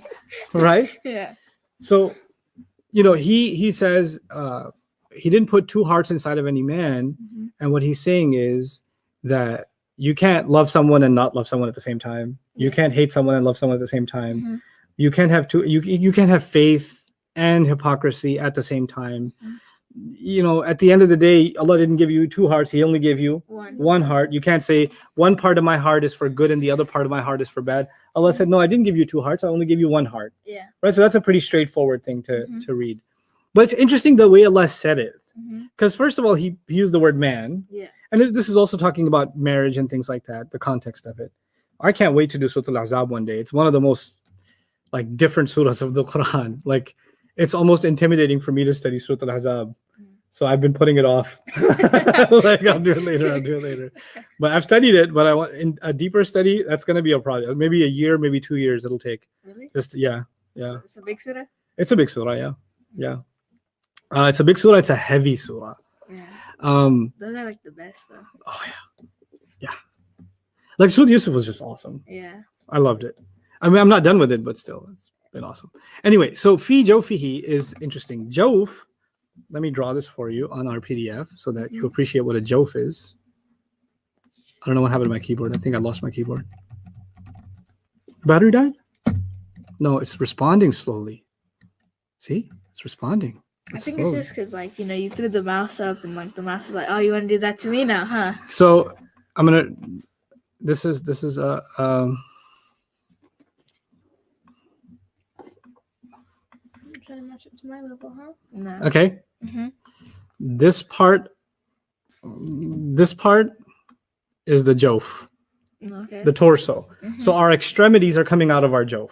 Mm-hmm. So the neck comes out of it, the hands come out of it, the legs come out of it. So the middle part of our body, the torso, that's called the jawf. Yeah. Okay. So Allah says Allah did not put two hearts inside of any man's jawf. Fi jawfihi, in his jawf. Okay. Which is pretty cool because Allah is speaking figuratively, but even literally, eventually a woman can get pregnant. And when she has a baby, it's inside her jawf. Yeah. And when it's inside her jawf, she can have two hearts inside. Yeah. So sometimes a woman can actually have two hearts inside of her. Yeah. And it's also pretty interesting that when she has two hearts inside of her, then a husband can feel like he doesn't exist anymore. Because it's like she can actually literally have two. No, I love you, but right now you don't exist. It's my baby. Kind of that can happen for a woman. It's completely fine. Yeah. So she can, in that sense, even have two hearts. So, but it's pretty cool that the literal language "Ma ja'ala Allahu min rajulin fi qalbayni fi jawfihi" has that little bit of a subtle thingamajigger in there. Okay, so that was a Quran thing. Let's do another Quran thing. Yeah. Why not? Why not? We still got time. Yeah, I wrote a book about it. You did? Yeah, but should I do one thing from the book? I'll show you something else. I mean, if you want to. That's actually like super interesting. I would have never thought about that. That's just like really. That's just wisdom right there. Which one should I tell you? How dare you disrespect my neck? Okay, we talked about rhymes before, didn't we? Yeah, I think so. Yeah. Quran has a lot of rhymes in it. Oh yeah, it does. We Like, did Surah Maryam, didn't we? yeah, we did Maryam and then We did Naba also. Yeah, Naba. Okay, let me show you something else from Naba. That's gonna be really cool. I think you'll like it. Surah Naba. Oh, you're Way too far down. Yeah. There you go. Stop. عما يتساءلون عن النبأ. That's what another? Yes. Okay. I supposed to memorize that. I think. Yeah. You skipped like a whole ayah. Yeah. Oh, you're deleting it. Yeah. ألم نجعل الأرض مهادا والجبال أوتادا وخلقناكم أزواجا وجعلنا نومكم سباتا وجعلنا الليل لباسا وجعلنا النهار معاشا وبنينا فوقكم سبعا شدادا وجعلنا سراجا وهاجا. Okay. I showed my dad like the rhymes in Surah Naba because like whenever we did it, I was like, hey, look, this is your favorite surah. Look, all the rhymes, and it breaks here, and like it starts to rhyme again, and it was like that's so cool. Yeah. He must have been happy. Okay, now look. Makes something into a question. Lam is a word we learned. It's the lightest harf. So let me zoom in on the first ayah so I can show you some of the Arabic that's going on, right? So lam is the lightest harf, right? Now naj'al is supposed to be naj'al with a sukoon because lam makes it lightest. So naj'alu is normal, naj'ala is light, and naj'al is lightest. And the noon beginning tells you it's we, right? Because ya beginning would tell you it's he. The reason there's a kasra on it is because you don't say naj'al al-arda. Yeah. So you say what instead? You want to connect the two, and what's the Arab convenience of connecting the two? Naj'alil arda. It's actually not a kasra. Arab students know it's supposed to be a sukoon, and it's only a kasra for convenience. So the haraka of grammar is something else, and the haraka of pronunciation is something else, and the Arabic student knows the difference. Okay, so alam naj'al al-arda, did we not make the earth mihadan, into a cradle, something that hugs you, something that's comforting. Yeah. Wal jibala, and then notice the earth is detail, nasab, Yeah. Oh, yeah. and jibala is also nasab, and autada is also nasab, because there, didn't we make the earth? Didn't we make what? The earth made the earth what? A mihad. So details. Yeah. Wal jibala, didn't we make the mountains? Autada, into pegs. Now, when this surah was revealed, the Arabs were out in the desert, right? The desert of Hijaz is like endless. Far away, you see mountains and rocks, and pretty much you see sand. It was just right? Yeah, it's desert. Right. So now, when Allah says, "Didn't I make the earth, laid out for you?" They could see the desert, right? Yeah. And then the distance, what do they see? Mountains. Yeah. And the rocks, especially in Mecca, they see the mountains, right? Wal jibala utada. Wa khalaqnakum, and we created all of you azwajan, in pairs. Yeah. We created all of you in Pairs. pairs. So let's go back. We talked about the earth, or really the land, and then we talked about mountains. Yeah. Wal jibala, and then we talked about man and woman, right? Wa khalaqnakum, Yeah. man and woman was made in pairs, right? And then he says, وَجَعَلْنَا نَوْمَكُمْ سُبَاتًا, and your sleep. We made, جَعَلْنَا, by the way, هُوَ جَعَلَهُ مَا جَعَلَهُمْ جَعَلُوا, all the way down to أَنَا جَعَلْتُ نَحْنُ جَعَلْنَا. So we made, what did we make? نَوْمَكُمْ, that's a mudaf ilayh. Yeah. Nawm means sleep. Nawmakum means y'all's sleep. Yeah. And we made y'all's sleep subatan, a cutoff. We made y'all sleep a cutoff. So whatever fight you're having got cut off. Whatever movie you're watching got cut off. Whatever homework you're doing got cut off. Your life got cut off when you're sleeping. Yeah. And then your life continues when you wake up. But while you're sleeping, nothing that was going on in your life is continuing. It's all what? Cut off. Cut off. Yeah. Okay. Sleep is a cutoff. Right? Yeah. Or is a taking too much space, so I'll put an equal sign here. Okay. وَجَعَلْنَا, we just did ja'alna. We made. Yes. Al-layla means the night. So we made the night. What did we make the night? Libasa. Libasan, clothing. Night equals clothing. وَجَعَلْنَا النَّهَارَ مَعَاشًا, and we made the day is again in detail. The day equals life, or even livelihood, actually.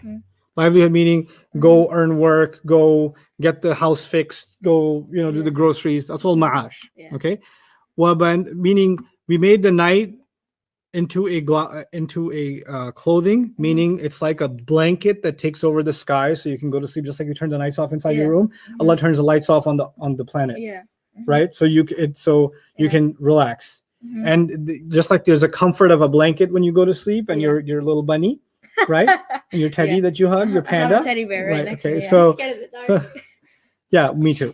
So that is your libas, and Allah said the entire sky I made into a libas. Yeah. And then the day is the time. I make the day a time you can get work done and you can live your life. وَبَنَيْنَا, and we built. فَوْقَكُمْ, fawqa is a special mudaf. Yeah. Page 22. We built above you. Sab'an, 7, shidadan, intense ones. 7 intense ones. This is actually talking about the 7 skies. Yeah. Okay. وَجَعَلْنَا سِرَاجًا وَهَّاجًا, and we made a lamp that burns bright. The sun. The sun. Yeah. Okay, so Allah talked about a few things here, right? And I'm zooming out a little so you can see the whole thing. Oh, even now it's not fitting. Okay.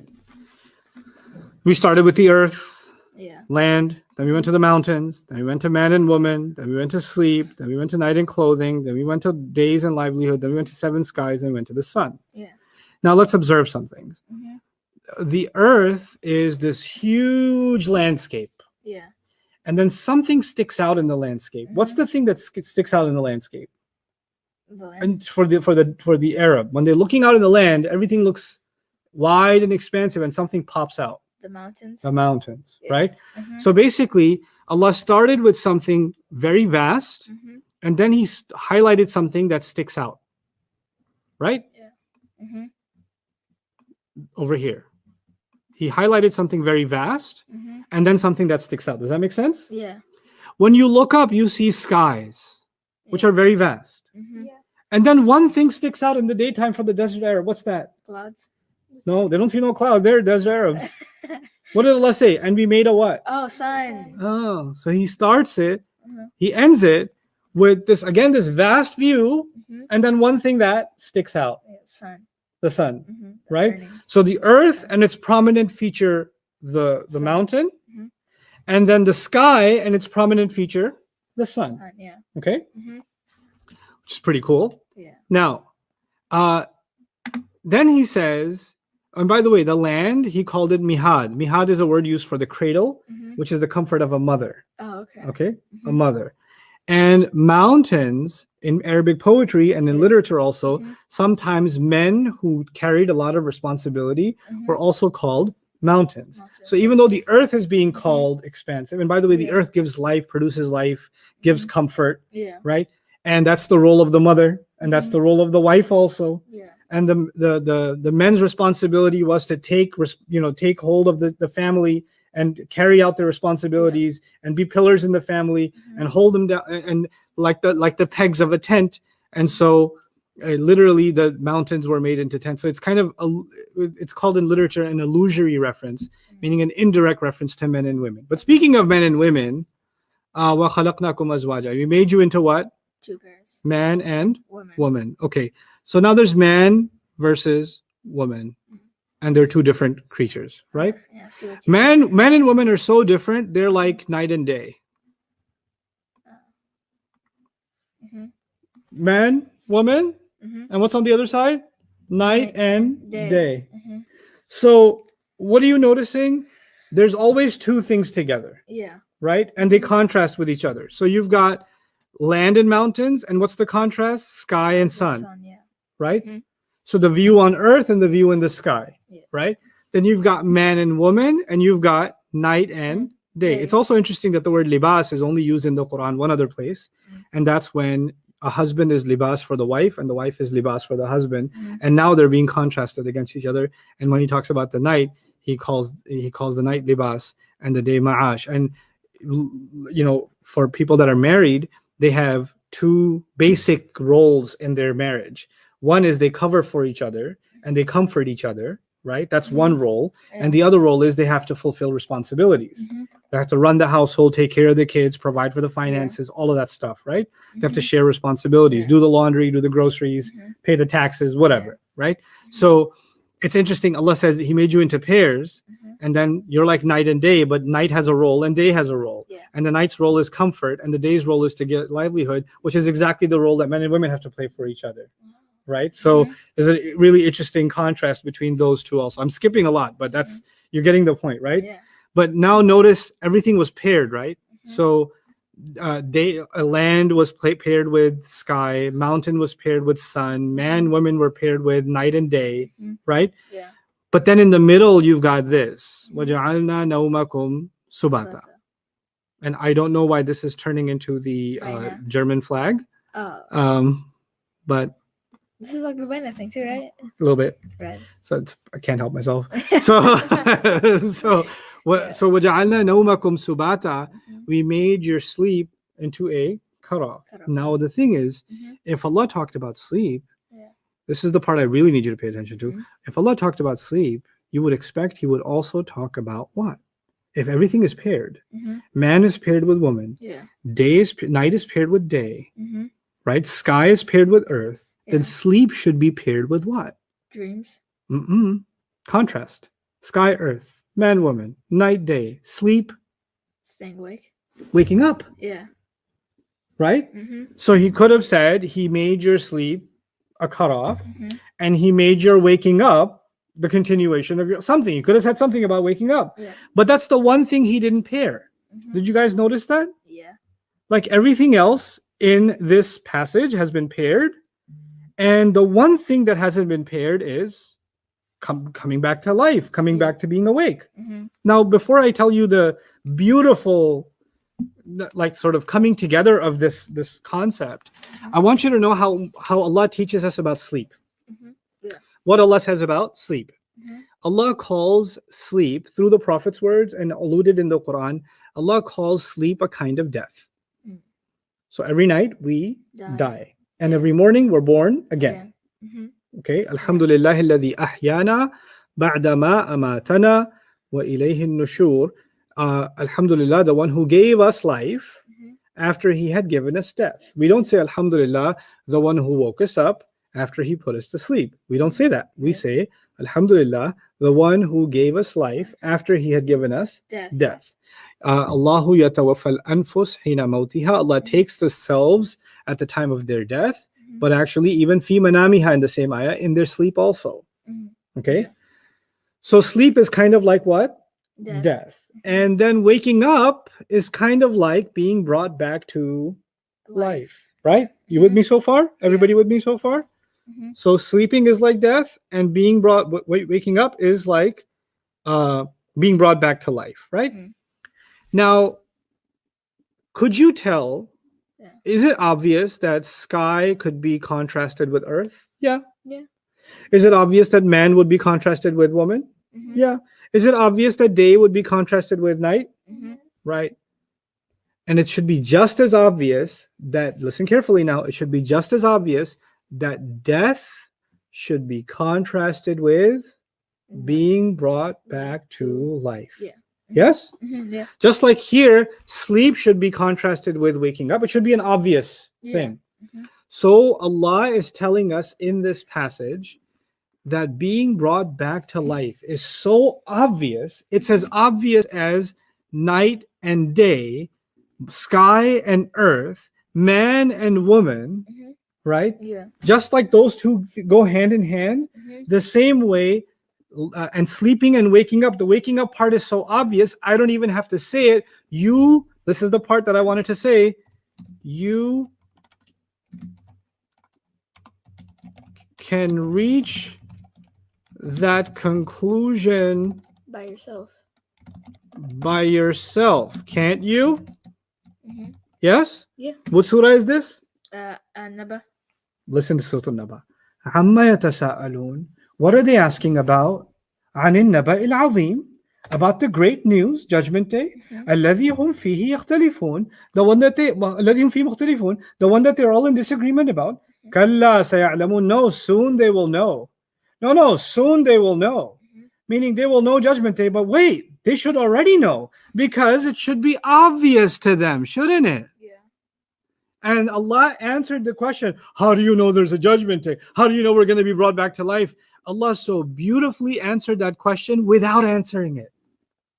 Oh, it was like a rhetorical question. He structured this argument in a way that a person who thinks about reading this says, oh, it's that obvious. We're asking something where people are questioning something that is that obvious that you can naturally come to that conclusion. The waking up after going to sleep is actually the entire purpose of this surah. The whole point of this surah was to teach you about the day when you and I are going to wake up. And that's the way that Allah made us think, how can that not be obvious to you, is by way of this beautiful passage. You guys see that? So the Quran makes these really sophisticated arguments, really beautiful arguments. When you contemplate them, man, you're like, whoa. And look at how this was put in the center, right? Like everything else is circling around it. The earth and the sky are circling around it. Men and women and night and day are circling around it, right? And in the middle of it is your sleep is cut off. Why? Because the heart of the surah, the purpose of the surah is actually this. You are going to die. It will cut you off, and then I'll wake you back up. Okay, so that was a little bit of Quran for you for the day. That was amazing. Alhamdulillah. That's the kind of thing, inshallah, we're going to study more and more. That's another literary. Remember I said Quran as literature, Mm-hmm. and we did a little bit of iltifat. Today we did a little bit of passage structure in the Quran. Yeah. How things come together in the Quran, how arguments are made in the Quran. People don't pay attention to these things sometimes, or maybe forget about people. You and I don't pay attention to these things sometimes, and we think that the Quran is, just I know what it says. Yeah, no. It needs a lot of thought. Allah demands that we put time and effort into thinking about what He's saying, and that's really what I'm hoping that all of us, inshallah, develop in ourselves. So this is great. Tomorrow we're gonna do ism fa'il, ism maf'ul, and I might even maybe I'll do ism fa'il, ism maf'ul later because that's easy, and because you've done the present tense, so that's actually kind of super easy. Tomorrow I'm gonna focus on commanding and forbidding. Okay, we're gonna kind of build that part of ourself. We've done very little of that, so I'll pay more attention to that, inshallah ta'ala, tomorrow. But we're nearing our final intensive, guys. Life is about to go back to normal. It is. Yeah, some people asked about the schedule. Basically, it's going to be 5 days a week. I can't promise you that the session will be 1 hour long. I think it might be an hour and a half long, most likely. Same time. Yeah, well, this is 2 hours right now, but that'll be hour and a half, and it will be 5 days a week. Starting point will be the same. Ending point might be 30 minutes sooner than this, and it'll go from Monday to Friday, inshallah. That'll be the pace. That'll be the format. We're gonna use the Bayyinah Dream textbook and follow the textbook now. So instead of handouts, one at a time, you'll have the entire textbook. Yeah. And I'll just get our staff here to print you guys a copy of those. That's pretty massive, so I recommend not printing it if you don't have to. If you can use it off of your iPads or whatever devices, that's better.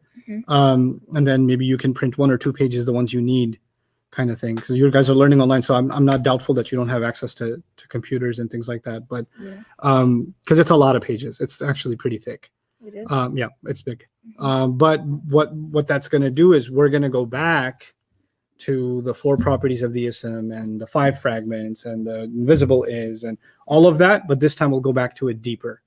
This time is actually the 3rd time we're going through it, and we're going to go through it like a textbook style. Yeah. Right. So it's going to actually be where a lot of your unanswered questions are going to get answered, and all of that stuff will get reviewed automatically. And now you're learning it university style. So we're done with the elementary school style, and we're going to enter the university style. I'll keep things simple still, inshallah. That's my promise to you. Yeah. We skipped middle school and high school, guys. Yeah, straight to the PhD program. Yeah, straight up. That's how it's been. Yeah, and what I want to do is I'll give you guys a heads up. I know that many of you are trying to organize your calendars around this. If there is a break coming, I will give you notice 3-4 weeks in advance. Now, because of COVID, a lot of scheduling, things have been turned upside down. So I don't know what the holidays, schedule will look like. I will kind of double check and make sure, and before this intensive is over, I'll lay out the calendar for the next couple of months. So at least for a couple of months we have clarity, everybody. Even though there's a tentative calendar already online, I just want to confirm it again and then make sure everybody's aware of that. I will also say that on some days, some weeks, I might feel the need, because I get itchy sometimes, I might feel the need to do extra sessions that are not Arabic, that are extracurricular. So there's some Quranic studies thing, or there's some other kind of side lesson thing that I want to make sure that we do that week. So that might happen. I'm not guaranteeing that that's going to happen, but I'm leaving the door open for that. But at least 5 days, we're going to stay regular with it, inshallah. Wait, so how would it work? Because we have 4 days off after this, right?